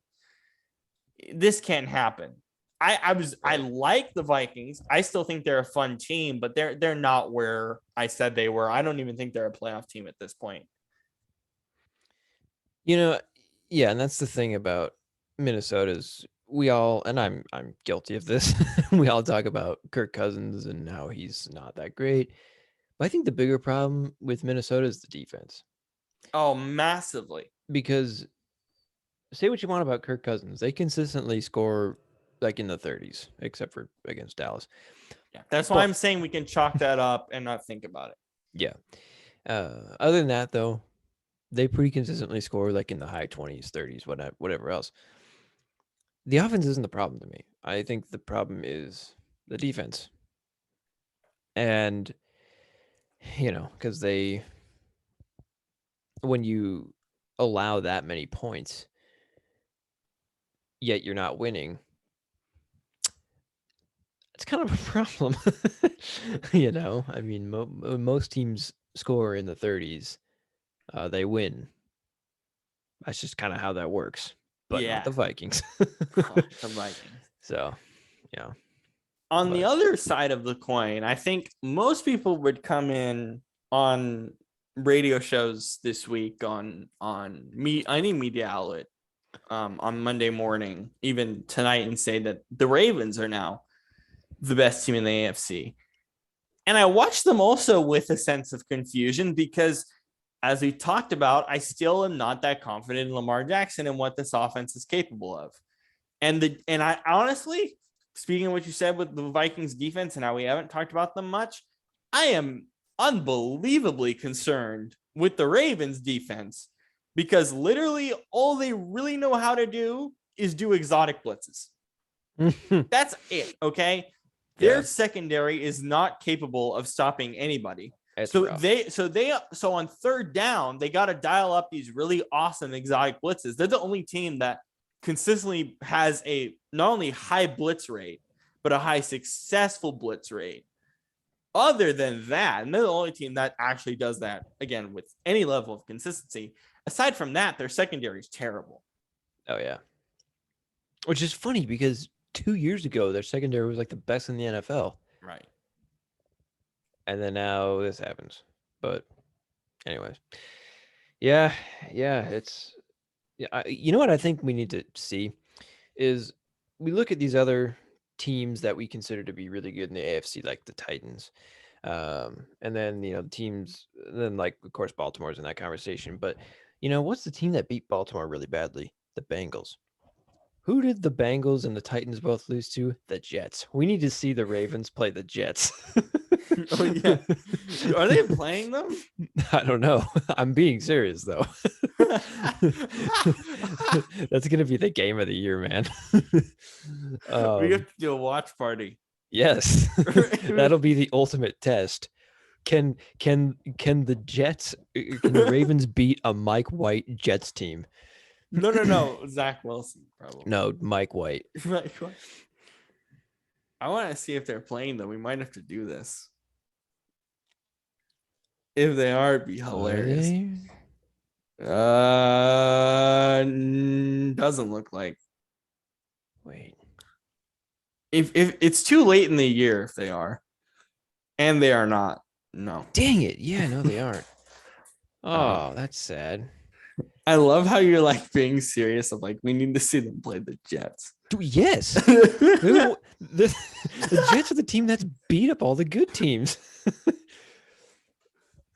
That's weird to think about, though. The Jets is the Jets are the only team that has beat like multiple good AFC teams, at least that I can think of. In terms of the really bad teams. No, just teams in general. They beat the Titans because they've all beat up on each other. They beat the Titans and the Bengals. That's all they beat. Yeah, but I mean that's kind of all they've played, like as far as good teams. Yeah, pretty much. But I don't think anybody else has done that. And it's the Jets. Who got creamed by the Colts on Thursday night. That game only timed for 5 minutes on Thursday. That game was terrible. That was ugly. Whoosh. At least he started Ty Johnson on a whim. That was kind of nice. Let's see. Chargers, Eagles. Man, I was also kind of drowning. I'm drowning confusion with the whole day. But Chargers, I mean, come on, LA. Like this game went about as I expected, honestly. Really? Yeah. But like, here's my thing. But Shane. Yes. Here's my thing. The Eagles, okay, are the one NFL team that if you're a contender, okay, minus the Jets, as we mentioned already. If you want to consider yourself a contender and you play the Eagles, you got to win by at least 30. And I mean this because the Eagles are not. They're not that bad. Okay, let me just pull up their schedule. I think they're that bad. Not nearly as bad as losing to the Lions. No, I agree with that. But but again, who's really going to lose to the Lions in 2021? I don't know who will. Do you realize the Twitter firestorm that will happen? Oh, somebody will. If nobody does, I will. If they go in the first year of an 18-game season, they go 0-17. Oh my God. No, If they go 0-17 on one of our last shows of the year, I will wear a brown bag on my head the whole show. There we go. I will do that. Okay, so this season has been so weird. It's like something's bound to happen. Like they upset a really good team or something. Like when the Jets beat the Rams last year. Yeah, that was weird. Okay, so Eagles beat the Falcons, blow them out. Beat the Panthers 21-18. Smoke the Lions, obviously. Other than that, their losses have been a very bizarro 17-11 game against the Niners. That game was so weird. Massive loss to the Cowboys on Monday Night Football. Loss to the Chiefs when we still thought the Chiefs were good. Sorry, Kansas City. Loss to the Bucks in a really close game. The Chiefs are 5-4 actually. A dismal 5-4. And then I guess they're much closer, but I don't know. I just don't think that the rock, paper, scissor Nick Sirianni led Philadelphia Eagles are really anything to write home about. And if you're a contender, no. if you're a contender, I don't know what it is, but I feel like the Chargers should be a lot more consistent on offense than they are. Like Herbert doesn't look very comfortable, and it's pretty evident. And I'm just like, okay, guys, like something's amiss here. Like we expected you to be a contender, and they can make the playoffs. Yeah, something really is amiss, and I just can't figure out. Last week they couldn't get out of their own 20-yard line. At least they had a 98-yard drive to open the game. But I'm like, man, something's amiss here. Like you can be effective, but you cannot have a tight game like that against the Eagles. You cannot lose like you did in the previous week against the Patriots. You just can't do that if you consider yourself a contender. Yeah.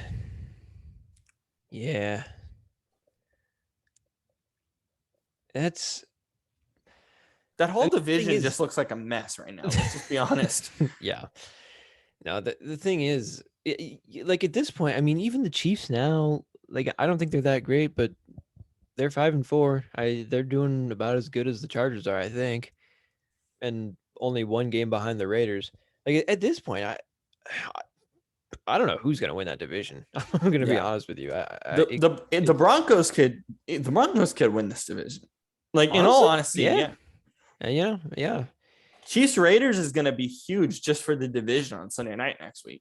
Yeah, that's gonna be so interesting just because of the division, not because the game's gonna be anything. The game's gonna be terrible. We know that, but well, maybe not. But that division's a mess. Chargers at 5-3, Raiders at 5-3, and the Chiefs and the Broncos both at 5-4. Yeah, seriously, the Broncos can win this division. Seriously, they could. That's anybody's division. Wow. And it's weird too, because after the first like 2 or 3 weeks of the season, I think most of us, or at least me, looked at that division and thought, oh, this is like one of the best divisions in the NFL. We all said that. Remember, we said that in week 2 and week 3. We're like, this division is going to be lit. And now we're like, this division is a crapshoot. And now they're, Like I think there's only 2 divisions that are worse than them. We talked about AFC South and NFC East probably. Other than the Cowboys. Oh yeah. But we had this conversation 2 weeks ago. I think this might have been 3 weeks ago, actually. And I said that I think the Broncos are the best team in the division. It's not crazy. I still kind of feel that way. That's if not today crazy. Says anything, yeah. That's still not crazy. In fact, that's more feasible than we think. Yeah. That division just is so confusing. The AFC, the AFC in general is confusing, man. To finish up on another divisional rival, or pretty much the main divisional rival for the Chargers, would be the Chiefs. I didn't really want to talk about the Chiefs. The Chiefs, we know their offense is inconsistent. I think the real conversation is Jordan Love. And I was talking to my dad about this, and he said something really interesting. He's like, this is exactly like watching Geno Smith play the Saints on Monday night with Jordan Love. I was like, Yeah, that's exactly how it felt. I was like, that. You're right. That's exactly how it felt. Chaba with the great football take. Yeah. That's a really good football. That's a really good take. I was like, that's pretty smart. Like, that's exactly how it felt like. And I also made this point as we were talking about the game, and I was like, I can't, this is not an Aaron Rodgers thing. I'm taking Aaron Rodgers out of this equation to analyze Jordan Love. Yeah. This guy has been under the tutelage of Matt LaFleur, basically, and the offensive staff. Aaron doesn't care. For about a year and a half. But he still watches Aaron. Right. Right. But anyways. There aren't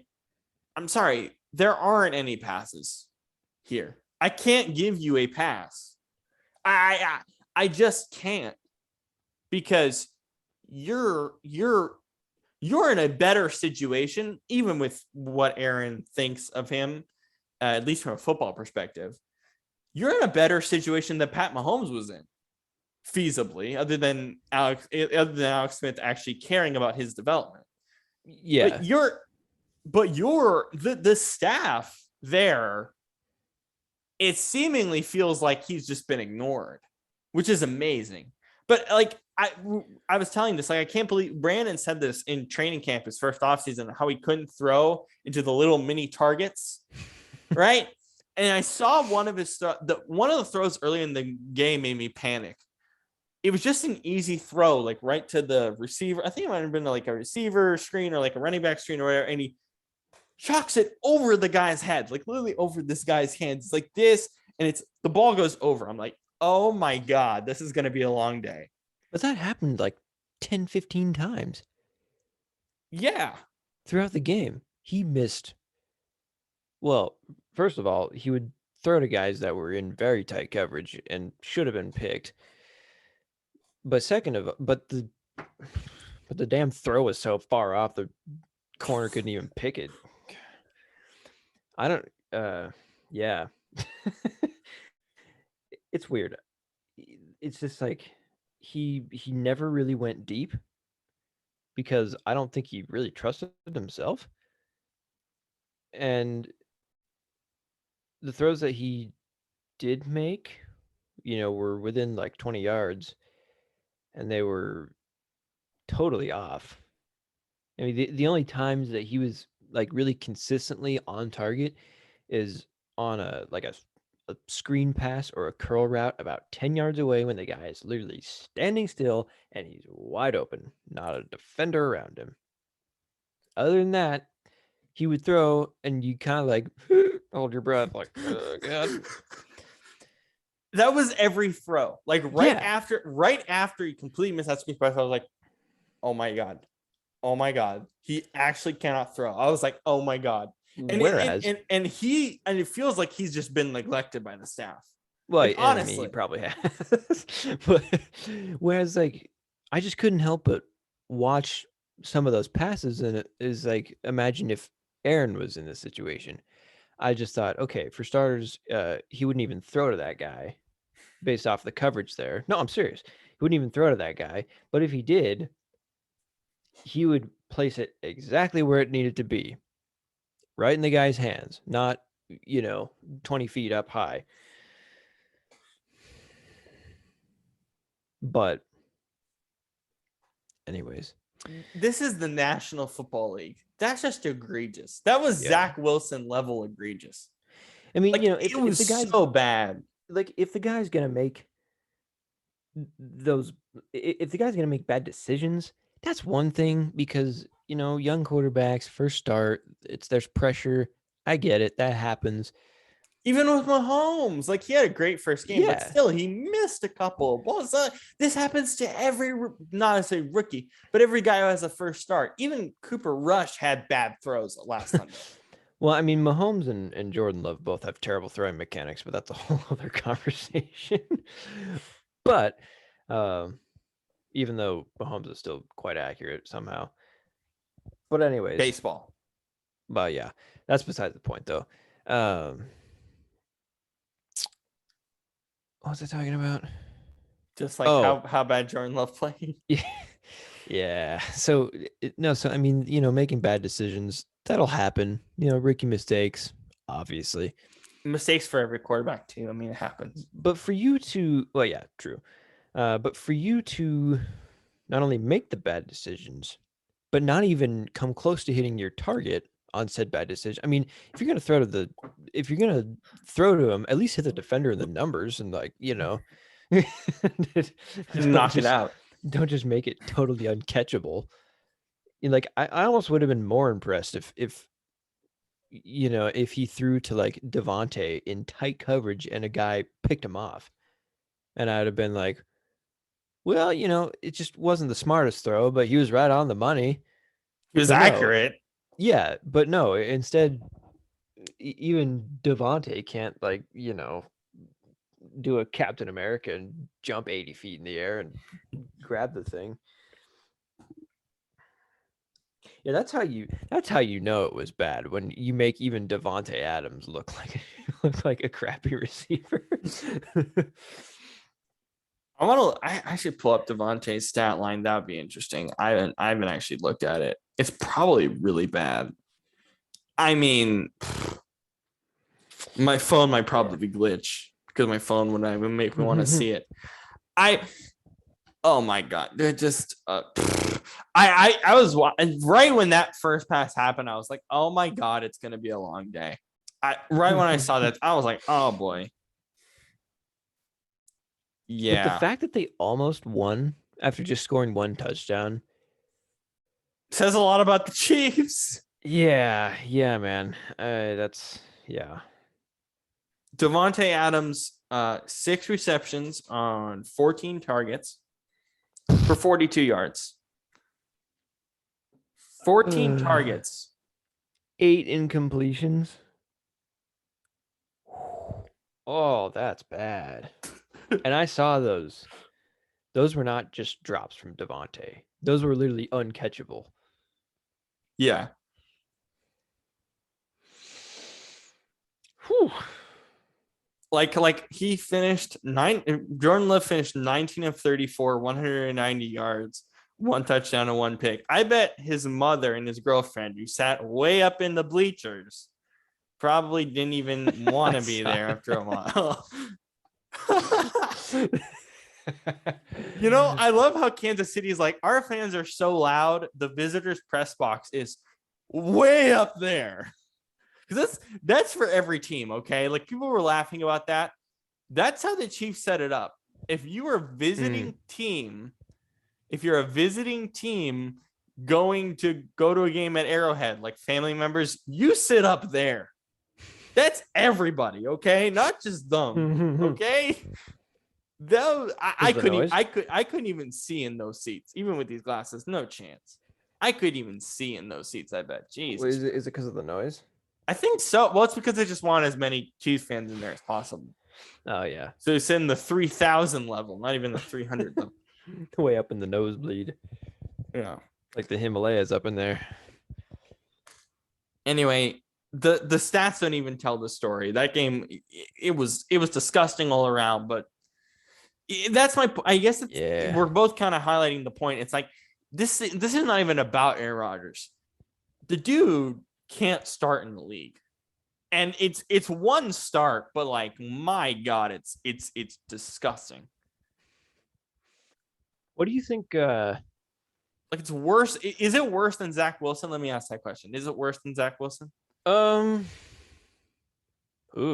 it can't be worse, right? Well, I don't know. Is it? Because Zach Wilson at least has a deep ball. This guy doesn't even have a mid-range ball. Yeah, no, I think it is worse. Wow. That's off one start, and we're confident in that opinion. Well, so far, I should say. Yeah. But yeah, what do you think Green Bay does with Jordan Love now? I assume they don't keep him. They have to keep him. Well, to be the starter, I should say. I think the one thing that made Aaron Rodgers happy was seeing Jordan Love play this bad this week. I really believe that. I think the only thing that made him happy this week was watching that game and seeing him play that bad, being like, hey, you need me. Like he can walk into LaFleur's office in 3 weeks and be like, "Hey, you need me. Did you see that guy out there?" Considering how much of a narcissist Aaron seems to be, that wouldn't surprise me. Yeah. Yeah. But I mean, I don't know. Do they trade him? No one would trade for that. I don't. What do you get? A 6th-round pick for a first rounder? Wait, I want to pull up Jordan Love's contract because you have to remember this guy is making first-round pick money, which is a lot of money. That just sounds so ridiculous now in hindsight, dude. I mean, it kind of did at the time, anyways, but especially now. Okay, so I just pulled up his deal. Hang on. It's a few million a year, isn't it? It's 4 years, about 12 million, with about I think it was 7 mil guaranteed at signing from the initial thing that I just saw. So, and keep in mind, they're not going to take his 5th-year option, but you have to keep that because the contract is just so big, no one would trade for it. Okay, here we go. So he, 4 years, 12.38 million, essentially, 6.56 signing bonus. Yeah, basically a bunch of his money was just signing bonus money, essentially. Yeah. But even so, his base salary is basically 1 million. But even with all that considering, they paid him 6 million signing bonus. So also the 4 years, 12 million, which again, this is fully guaranteed regardless, but this is fully guaranteed. And this is first round 30th pick money. This is basically the official salary with, of course, stipulations and signing bonuses and whatever else. So yeah, they're gonna have to keep him for the next 3 years because the dead cap is 9.33, 6.51. Yeah, 6.51 dead cap in 2022 and 3.14 in 2023. So essentially, they're gonna have to keep him for at least 2 more years. No one's gonna trade for that money. You know what? Actually, I think this could actually make Aaron Rodgers even more pissed because now he's looking at that and saying, "Really, you wasted a 1st-round pick on that when we could have got a receiver?" Yeah, when I could have my wide receiver 2. No, okay. No, it's fine. Instead they drafted my crappy replacement. That could be how he's thinking about it. But honestly, yeah. He's a very unpredictable guy. Kind of. Predicted he was vaccinated. Sorry.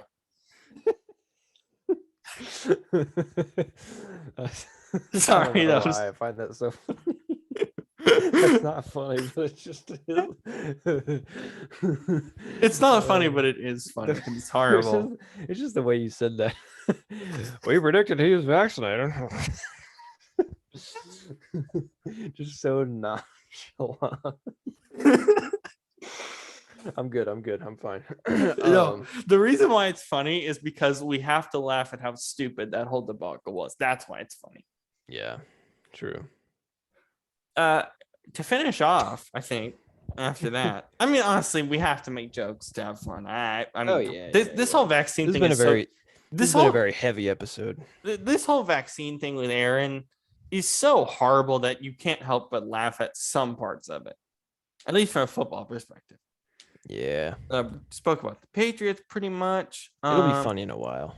No, it still won't be. But Texans, Dolphins, let's skip it, please. That was not interesting. Falcons, Saints was a fun game. Hello. Yeah. Falcons, Saints was a fun game, but also not super interesting. Trevor Siemian, whatever. The only other game that I think matters here is Cardinals, Niners, because the Cardinals are now 8-1, and they did this with Colt McCoy. They did this with no K1, no Kyler Murray, no DeAndre Hopkins, no JJ Watt, and they still colossally destroyed the San Francisco 49ers with Colt McCoy and a nasty performance by James Conner. I mean, come on, that is nasty. Yeah, who, by the way, like, I don't think the 49ers are all that bad. Or Oh, at I least think they're pretty bad. or at least I didn't. I mean, they got some defensive. I thought it was going to be one of those things where it's like they would still win, but it was going to be like really close, But Yeah. then Then they that wasn't the smack case. them. And I'm sitting here being like, yeah, they're a Super Bowl contender now. And Yeah, oh yeah. like everything aside, like they did this with basically their most significant players being replaced by backups. Colt McCoy is like 40, dude. Like, yeah, he's up there. Yo, this is a contender. And there's not even a question. Yeah. Like, man, crazy stuff. But yeah, no, to you, are they clearly a contender? Oh yeah. Yeah. I mean, I figured they were. I just after last season when they started out so hot, I was a little bit hesitant because I was like, let's wait just a little bit, see what happens here. But yeah, no, I mean, I think they're pretty solid. All right. And I think that's pretty much it. I'll look through one more time, but I think that's pretty much it in terms of the NFL content and what was a really bizarre and definitely heavy week. Bears Steelers tomorrow night. Honestly, who cares? Although I'm excited to do the post show tomorrow. But honestly, who cares?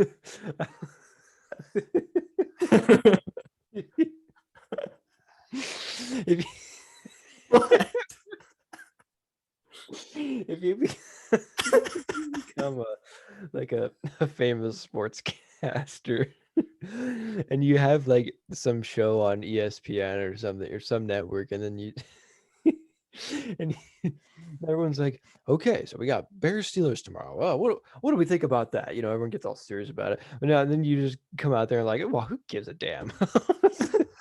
Move on to the next thing. That would be amazing. I wouldn't do this on ESPN because the game's actually on ESPN, but God, the scheduling is terrible. Would you do it if you were on Fox?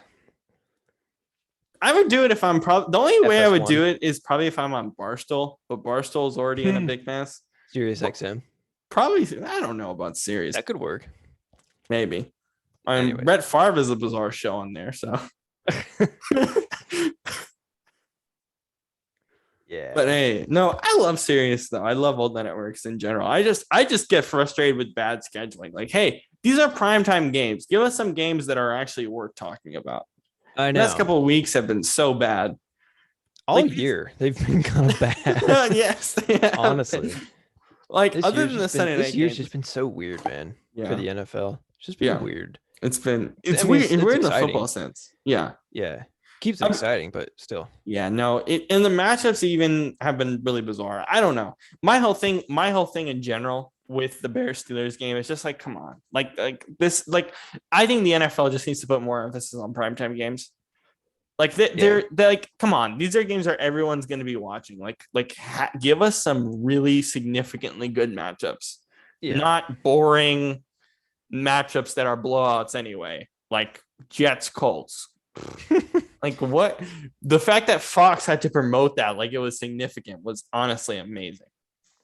That's something that's been kind of annoying about the NFL this year. Is it feels like every game is either a blowout or it's a really close, low-scoring game, like 10-7, or like this year has been we always have this every week, but this year has been like the amazing game between two teams that don't matter, Falcons Saints. Yeah. Like the game was great, but I don't have an opinion because who cares? These two teams are not going to do anything. Yeah. Like that's all I got to say about that. Like the game was great. It was a fun game, but whatever. Texans, Dolphins. What? They're 1-7. I don't care. We're not going to cover it heavy on the show. Be like, oh, what do we think about like Tyrod Taylor being back? Doesn't matter. They're 1-7. Yeah. Who cares? Like, there's nothing to talk about. They're officially worse than the Jaguars. Yeah, actually, they are right now. Oh my god. Oh my god. I love how the disparity between like the bad teams, the inconsistent teams, and the good teams are. It's really weird. I know.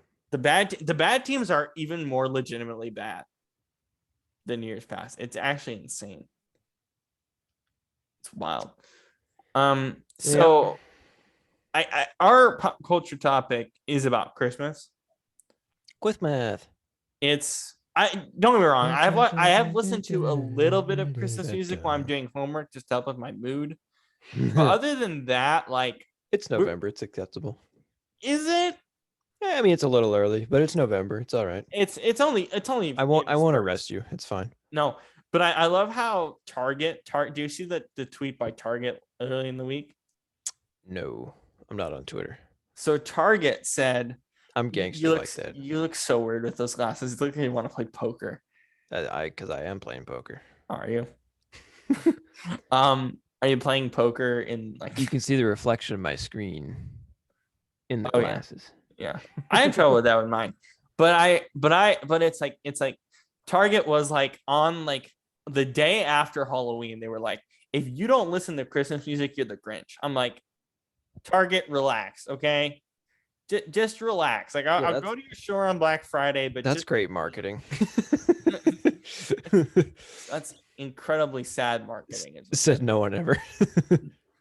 It was terrible. But we were talking about Home Sweet Home Alone because I'm going to hit Disney Plus pretty soon. And I'm actually probably going to watch it.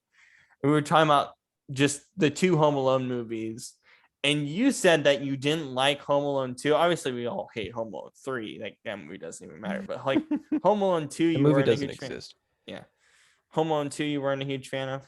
Sorry if my right hand was a little buggy today. No, I mean, I'm not really even a huge fan of the first one all that much. Because it's like... It's one of those things where it's like, I mean, yeah, it's funny, but it's so corny and cheesy that it's just like, it's fun to watch once in a while, but every Christmas, you're not going to watch it in July. Well, no, but even like after, like I saw it a few years ago and I rewatched it. I think it was like my second or third time, and I was like, "Yeah, I don't think I ever need to see that again." Honestly, like, because it's just so absurd.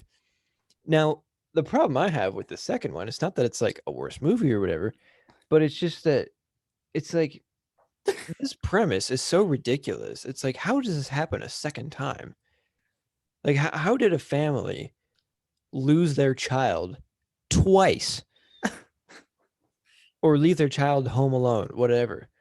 Twice. Not only that, they leave their child home alone because they miscounted numbers on a van because they have too many kids. Yeah.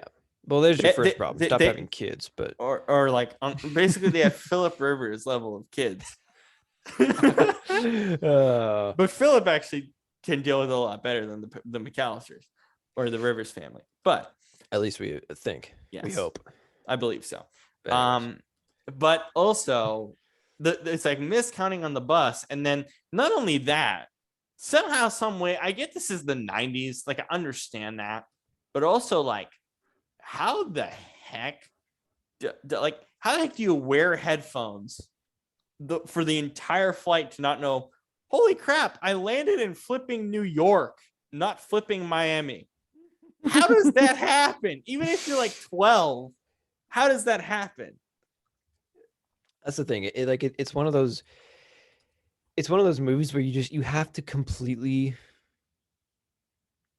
turn the logical part of your brain off and just that's what I do to enjoy. That's what I do to enjoy both movies. I love both movies. Also, Donald Trump makes a cameo in the second one, which is, also makes an interesting cameo that I've also looked into. Elon Musk is in the first Iron Man movie. Second. No, he's in the first one. No, he's in the second. Is he in the second one? I'll have to search it up. Either way, I'm pretty sure. But like, other than the Donald Trump cameo, which even that was bizarre, because I was like, what the heck? But I just completely ignore the premise of the film and just kind of deal with it. But if you were to think of it logically, if I told it's you Iron Man 2. It's Iron Man 2. I just looked it up. Oh, okay. But anyways. Anyway, So if I were to tell you that a family did this exact thing twice in both of these instances being identical in real life, what would you say to me? I would ask if CPS was called on them and if they were arrested for child neglect. I mean, come on, dude. Yeah, that's probably where I'd be. But what would you say? I'd be like, how come are they even parents? Like, what's going on? Yeah, yeah, I It's know that. yeah. And yeah, did you did you see the scene in Iron Man 2 with Elon Musk? I haven't watched Iron Man 2 in full, but I've seen this scene. Mm. I thought it was Iron Man 1, but no, it's Iron Man I 2. find that so funny because, like, I mean, let's be honest, he is the closest thing to Tony Stark in real life. Essentially, yeah. You know, I mean, he does not have the personality whatsoever, but just in terms of, you know, being wealthy and having all these cool things that are like unimaginable, you know, in that way, he's, you know, he doesn't have like the playboy thing going on, but or the, you know, the sarcastic, Genius, you know, playboy, philanthropist, billionaire, whatever it is. Genius, billionaire, playboy, philanthropist yeah, persona. he's missing the first P in that. But other Um, than that, yeah. yeah. So, but Home Sweet Home Alone, I know it's gonna be a trash movie, but I'm still gonna watch. Well, Like, yeah. it's gonna be really bad. Like, I don't even know why they're trying to reboot it, but it's like, okay. Quick cash. And it's just on Disney Plus. Like, shoot, then I'm putting it in theaters Yeah, it's cash grab. essentially. You know. But yeah, I'm taking a little break from Marvel movies, although I have been doing some research on like the history of Marvel and like Marvel comics and all this stuff and what we could see in Phase 4, and it's pretty wild. You're really going down the rabbit hole now, I aren't you? am. CBR on I love YouTube it. is great. They're awesome. Those guys are Mm. great. But I'm going down the rabbit hole a bit. I'm really interested to see what Phase 4 is going to look like. But I'm gonna go back. I think I'm gonna watch The Incredible Hulk and go through the 12 that I missed, and then Yeah. dive right in. I think that would help for just general context. You know, I think with I think like with the first three phases, it was very much like, okay, it's the Infinity Saga. We got this plot here. We don't totally know if this is gonna work. We're just gonna, you know, kind of see Sink our teeth into what it. we like, what we don't like. And now that they have successfully done the whole Infinity Saga, I think now they're looking at it and it's like, we've got billions of dollars in this thing. Who gives a damn? Let's just have fun, you know. We got all these crazy storylines about from the comics about Doctor Strange. Sure, let's make a movie out of it. Why not? You know, or It's gonna be Shang-Chi. really creepy. This could be a really creepy saga. It might get me out of it, but I'm still excited to check it out and see if Yeah, I mean it probably won't be that creepy, uh but yeah, no, I think now they're just playing, you know. trying to see what fits. They accomplished their goal. They did the Infinity Saga. It was great. It was successful. So, you know, now they know what works, what doesn't work. So, I think now they're just saying, hell. let's just let's just play We have around. Disney Plus. Let's figure something out. Let's figure out a plot line. Yeah. Also something that I want to do for a podcast. Actually, I want to actually just as like a special like movie edition of this podcast. I want to rewatch Avengers Endgame with you. Like we both watch it separately and then we come in and do a pod on it. Why that one? Because I want to analyze it more. That one movie, I feel like I need to rewatch. I feel like we need to have a conversation about where that movie actually ranks. I know that you don't like it. Well, I think we just need to have a real conversation about weird. what that movie is. I just have a hard time with that one and the first Avengers movie. I'm tempted to put the first Avengers movie above it, but the battle scene in Endgame is just insanity. Well, see, that's the thing. Like, That was I feel like we need to just watch it again the and have battle. a conversation about it. The battle scene in Avengers Endgame was honestly my least favorite part of the movie It was my because favorite part of the movie. it was cool for like the first 10, 20 minutes. Do you know how long that whole battle lasted? 35 minutes, something like that. 45. Really? I was 45. 45 minutes. So it's basically so the entire runtime is 3 hours and 2 minutes.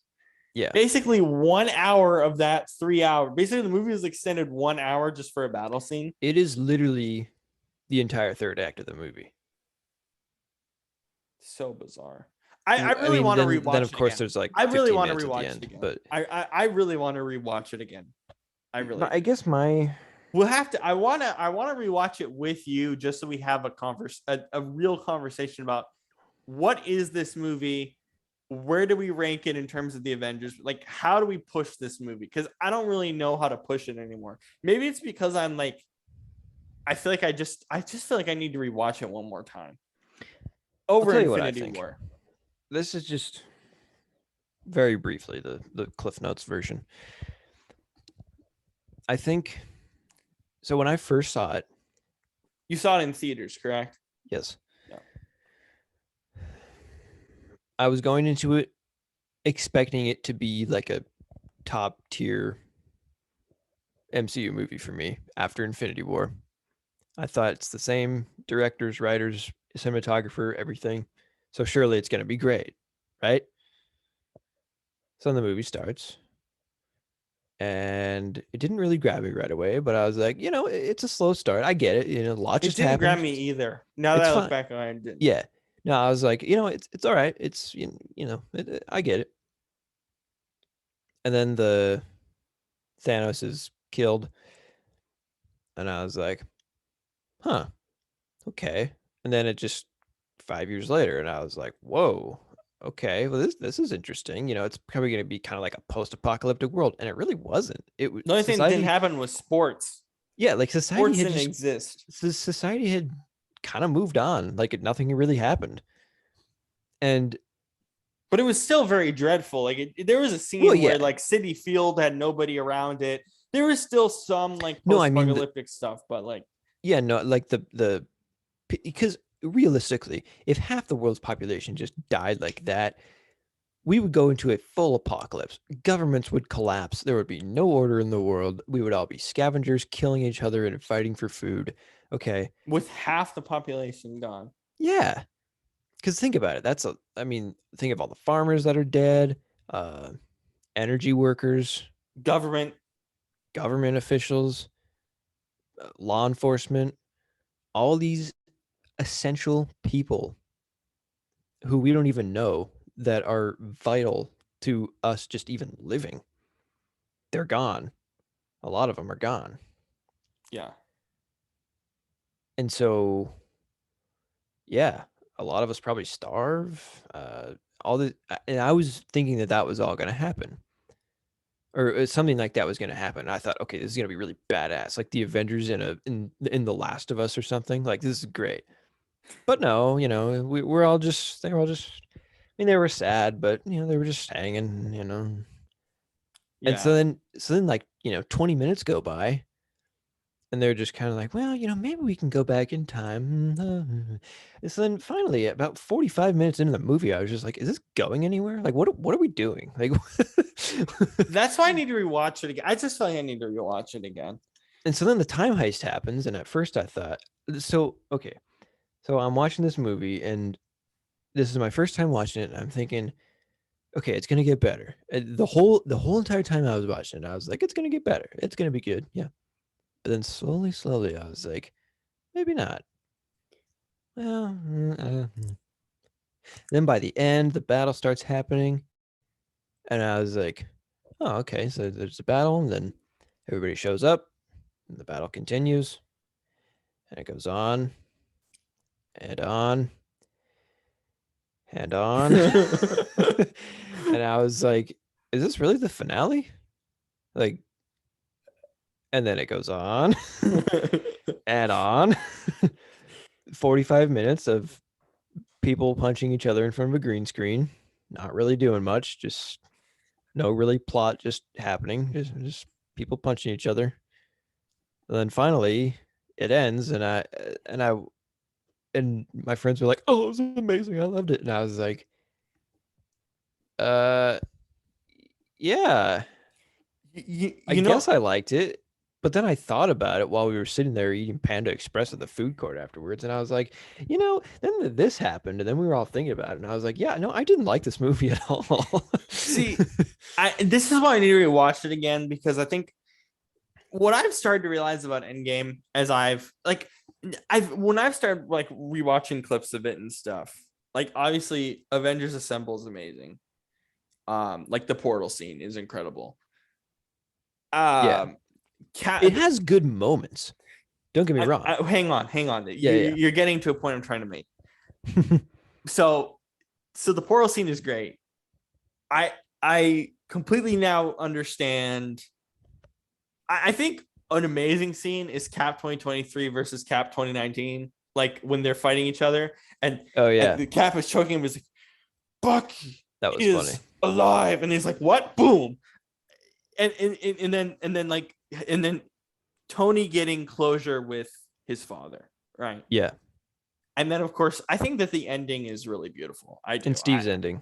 I think it's a really. I And understand. Tony's ending, actually. I understand. I understand. Yeah, Tony's ending is sad. Now that I rewatch But it again, it's sad.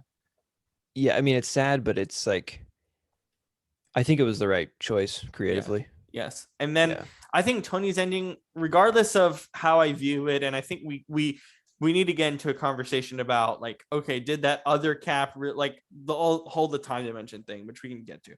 But this movie, now that I look back on it, and this is why I need to rewatch it again, it's basically a Marvel fanboy's fever dream. Yeah, it's like And a that's love letter to the fans, and kind that's of. really all the movie is. Right. And for me, again, this is me. I watched this movie back in the summer without a lot of context. So I think I need to rewatch it again to understand a lot of the context that I missed. But also, like the more I'm thinking about the more I'm like, the first Avengers movie was just better. Age of Ultron is definitely not even. Age of Ultron wasn't that good of a movie, like conceptually, even though it was a fun movie. That's all it was. And you know what? To be honest, I love all the Captain America series, the 3 Captain America movies. I love those more than Infinity War. I had more fun watching those movies than Infinity War. Like, That's I fair. think Civil War, of the movies I've seen, I think Civil War is the best one. Because I think Civil War, plot, story, it was more than just the fighting. It was the plot, it was the story, it was like them fighting. Like, there was something really special about that creatively. And I'm like, I like that more. I like the Winter Soldier more. I don't know. I like Civil War, Winter Soldier, and the first Captain America more than I like Infinity War. And maybe I need to go back and watch both of them again, both Infinity War and Endgame. But still, I just love those movies better. I think they're just better creatively. They're all 3 of those movies are at the top of my list. Well, like if you look at the 4 movies in that series from the Russo brothers, which is Winter Soldier, Civil War, Infinity War, and Endgame, you know, you see the first 3, and they definitely all, what do they have in common? They are fast-paced stories, which doesn't mean not because of the action, but because you feel there's always something There's urgent stakes. happening. There's stakes. Tension, yeah. And Endgame just doesn't have that. It's I for think the that's first proper. Yeah. for the first like 2 hours of the movie. It's like there's no conflict. Nobody's really disagreeing about anything. They're just kind of like, okay, yeah, I guess we're gonna do this. We have to do it, and that's Well, it. Yeah. But there's no conflict in, oh, we have to do this. Well, and it could have been like, I mean, what if one of them said like, well, why do we have to do this? I mean, that just sounds like an unnecessary risk for us, You could introduce that. They kind of went there with Iron Man, but then the very next scene, he was like, "Oh yeah, I'm gonna do this. Actually, I figured it out. It's great." It's like, oh, great. I think the only way they could have done this was with Thor. Thor and Rocket, they go back to Asgard, and Thor sees his mother, and his mother kind of inspires him to continue on, which is kind of the purpose of that scene. But I think that was maybe the only one where it was like the self-doubt of it. But also, as they said, and I think they screw up in the 2012 scene with the Tesseract, and then they had to go back to the 70s. When they said they only had one shot, but they screwed up on the one shot, like I just kind of think about that too. But then 5 minutes later, they're like, in the 70s, oh, we could just do this. Oh, okay, no big deal. We can go in the 70s. But it's now. like, well, then what's the point of the setback then? You know? Yeah. Oh, so that Steve and Tony can have their moments with his past lover and his dead father. It's like, why didn't we just go there in the first place instead of doing 2012 garbage? I don't know. It's weird, but whatever. To finish up this conversation, I think we can have this conversation more. I do really want to rewatch the movie, both of us, and like have a conversation about the movie more in depth. But what? Okay, so do you remember when Brandon and I said, wait till you watch Civil War, because then Steve's relationship with Peggy gets even stranger. Now, I want to make an argument that it doesn't. Do you realize why though? Of course. So let me. This is why it's weird. Let's just put it this way, okay? So Peggy she says basically in one of the scenes, I think this is in the first. No. This is in Winter Soldier. She's like, he's at the museum. So we have to go really back. He's at the museum in the Winter Soldier movie, and he sees Peggy. He's like, and she's like, oh, he saved everyone, including my husband, in like one of the previous scenes, like one of the battle scenes where he brings back the people from the whatever. What is it from? It's from the Hydra base. That's what she said. Bring back people from the Hydra base, including my husband, which is weird when you think about the context of everything that happened in moving forward. That's not what made it weird. It's not what made it weird, but it's a context-based thing. Do you know what I'm talking about? Okay, you can say it, but I think I know what you're talking about. Just say it. He made out with his niece. That's weird. No, that's okay. Yes, that is weird. That's weird. That was weird. But here's no, I was getting to that. That when I thought about that, that was weird. No, but I guess the one thing that for some reason is more confusing to my brain than that. So I was doing some research on this, and apparently one of the directors and Chris Evans both agreed that this whole time Peggy was actually married to Cap. And I was like, okay, interesting. They're operating on that premise, considering all the events that do happen. But the one event doesn't really make sense. Okay, but okay. In context. In context. But they said that they basically operate under the impression that they are married the whole time. But here's my question. So let's just say in this universe, there are two separate Steve Rodgers, the old one and the one that does all this stuff. If that's the case, wouldn't old Peggy react differently when here's young Steve Rodgers when she's 90 comes up and says, when she's on her bed, remember? And he's like, do you remember the bed scene? No, I don't think so. Because I mean, it would still be shocking for her to see that. I know, but wouldn't she freak out and be like, wait, why are you so young? Are you supposed to be my age? I mean, she does look kind of confused. She's like, Steve, what happened? You know? But I don't even think she looks that confused. Or not confused, but surprised. Perplexed. Yeah. And also, I heard some theories that so in Civil War, when Peggy dies, apparently, like, old Steve Rodgers is there somewhere. Yeah. Which I never seem to find, but also, you ever notice that old Steve Rodgers looks like Joe Biden? Yes, but you know who was also supposed? You know who's also supposed to be old Steve Rodgers? Hmm. Do you know who's actually supposed to play him? Who? Stan Lee. He was? Yes. Huh. Imagine how amazing that scene would have been. That would have been, yeah. Incredible. Wait, so like his face and everything? Yes.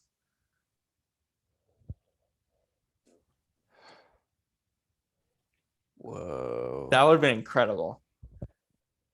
But he died by that point, Well, yeah, sadly. no, so then dude, that would have been crazy because then it could have been like, He would have said the exact same lines and everything. It's just Stan Lee being old Steve well, Rogers. yeah, no, but if you think about it, then it could have been like,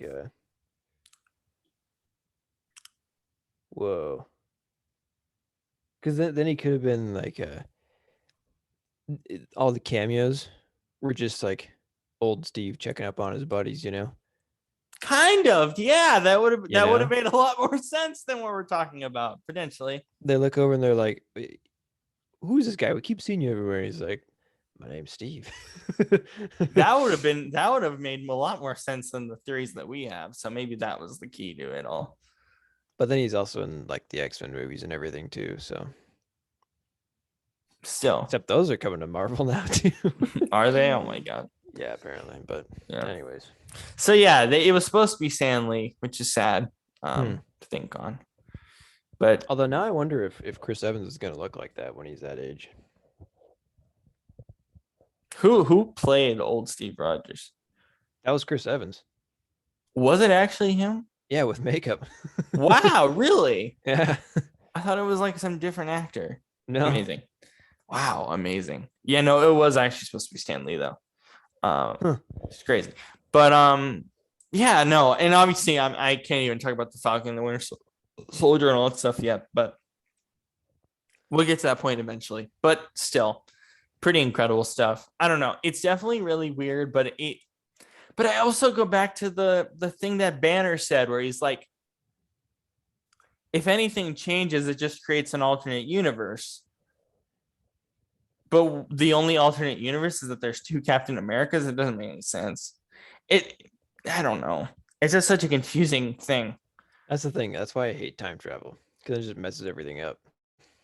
Yeah, but also it's just like the way that they approached time travel was nothing like Hot Tub Time Machine. So it was even more. I apparently though, according to physicists, like the end game approach to time travel is scientifically accurate. Like In what way? if time travel were to exist, because instead of it being one reality, and then you go, okay, wait, hold on, yeah, then you go back and change and it's the exact same reality.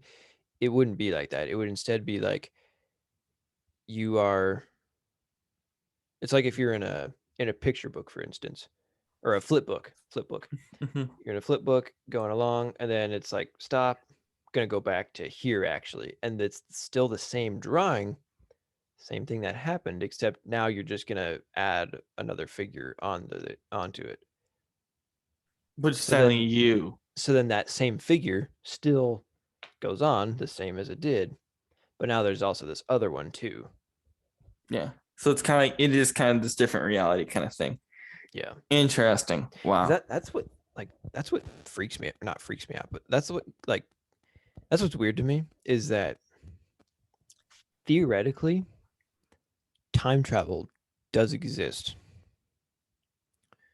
We just have no way of accessing it. But if we did, yikes. Yeah. It'd be I don't know. freaky. Yeah. But like what do you mean though, in terms of like theoretically it exists? So if you if you're traveling, right? There's one dimensional travel, which is just every car going one direction on a one lane road. That's it. One dimension. Mm-hmm. So then let's add another lane on the other side where cars can go the other way. Now we're traveling in two dimensions. We want to travel in third dimension. Okay, well, we either got to go above those lanes or below them in tunnels or on bridges or in an airplane, flying cars, whatever. I don't know. has third dimension. The fourth dimension would be getting rid of the distance altogether and just saying, I'm going to go from here to there, as in like teleportation.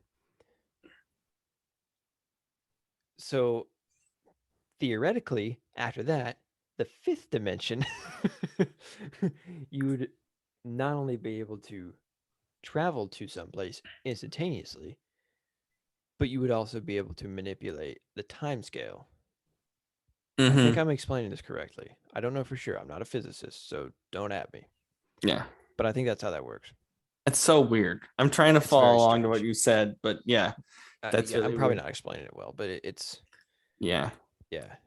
So theoretically, because we have access to third dimension travel, obviously. So In terms if of we what? Like, what is third dimensional travel in real life? bridges, tunnels, Oh, planes, okay, yeah. yeah. So Okay, yeah. so I mean theoretically, yeah, fourth dimension travel, teleportation is real. We just have no way of actually doing it. Yeah. Probably a And good we thing. and we probably never will. Yeah. Probably a Cuz good thing. cuz that would be cuz you would have to like probably shift your mass, which is impossible, so Yeah. It's very you would weird. die. Really? Oh yeah, Wait, shift your mass. Like, what do you mean? Like, like your size, weight. interesting. Yeah, Wow. cuz Neil deGrasse Tyson, you know who Mhm. that is. Of course. He was talking about superheroes and he is like Hulk and Iron Man are the most scientifically inaccurate superheroes ever. Because if somebody were to change their, like for Hulk, if somebody were to change their mass that quickly, you would just die. What about Iron Man? And then Iron Man, because all the stuff that he does would require, I mean, with the The thing beams on and his chest. Yeah. with the beams that he shoots and the fire and flying and everything, that would require so much energy that, I mean, you know, it would take, I mean, like a plane. You think of how big an airplane engine is, massive. Mm-hmm. And that only has one function, flying. Okay. Tony has that and et cetera, et cetera, et cetera. Everything else you can think of. Yet it's powered by this tiny thing on his chest right here. Which even keeps his heart pumping. Yeah. And that something that small would be able to power like a small fan. According to Neil deGrasse Tyson. That's it. What's the most realistic scientific like superhero? Is there anyone that's considered Batman. Batman, Batman? absolutely. Oh yeah. Well, I haven't deep dive into Batman. What is the There's like, because Batman just has like battering rams and or not battering rams. Bad. Um, no, he just has like ordinary weapons. I mean, like the Batmobile and stuff is a little bit crazy, but somebody with enough money could probably do something like that. You know. yeah wild Then of stuff? course, I mean, there's also like Black Widow too, or Hawkeye or something. But yeah, They're just uh, ordinary people with guns and yeah, they're not really. You don't really think of them as like superheroes necessarily, but yeah. even though they are, Yes. um, but yeah, and then he was talking about how like you could say like Thor or Superman is the most inaccurate, but he's like, but they're gods from like other planets who might have different physics that we can't explain, so it's not really fair to put them in that argument. Yeah. Whereas like,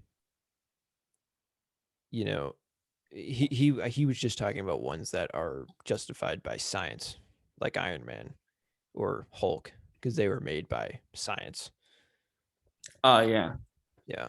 What about, well, Captain America is interesting because essentially I this imagine serum, that'd be like a Hulk kind of thing.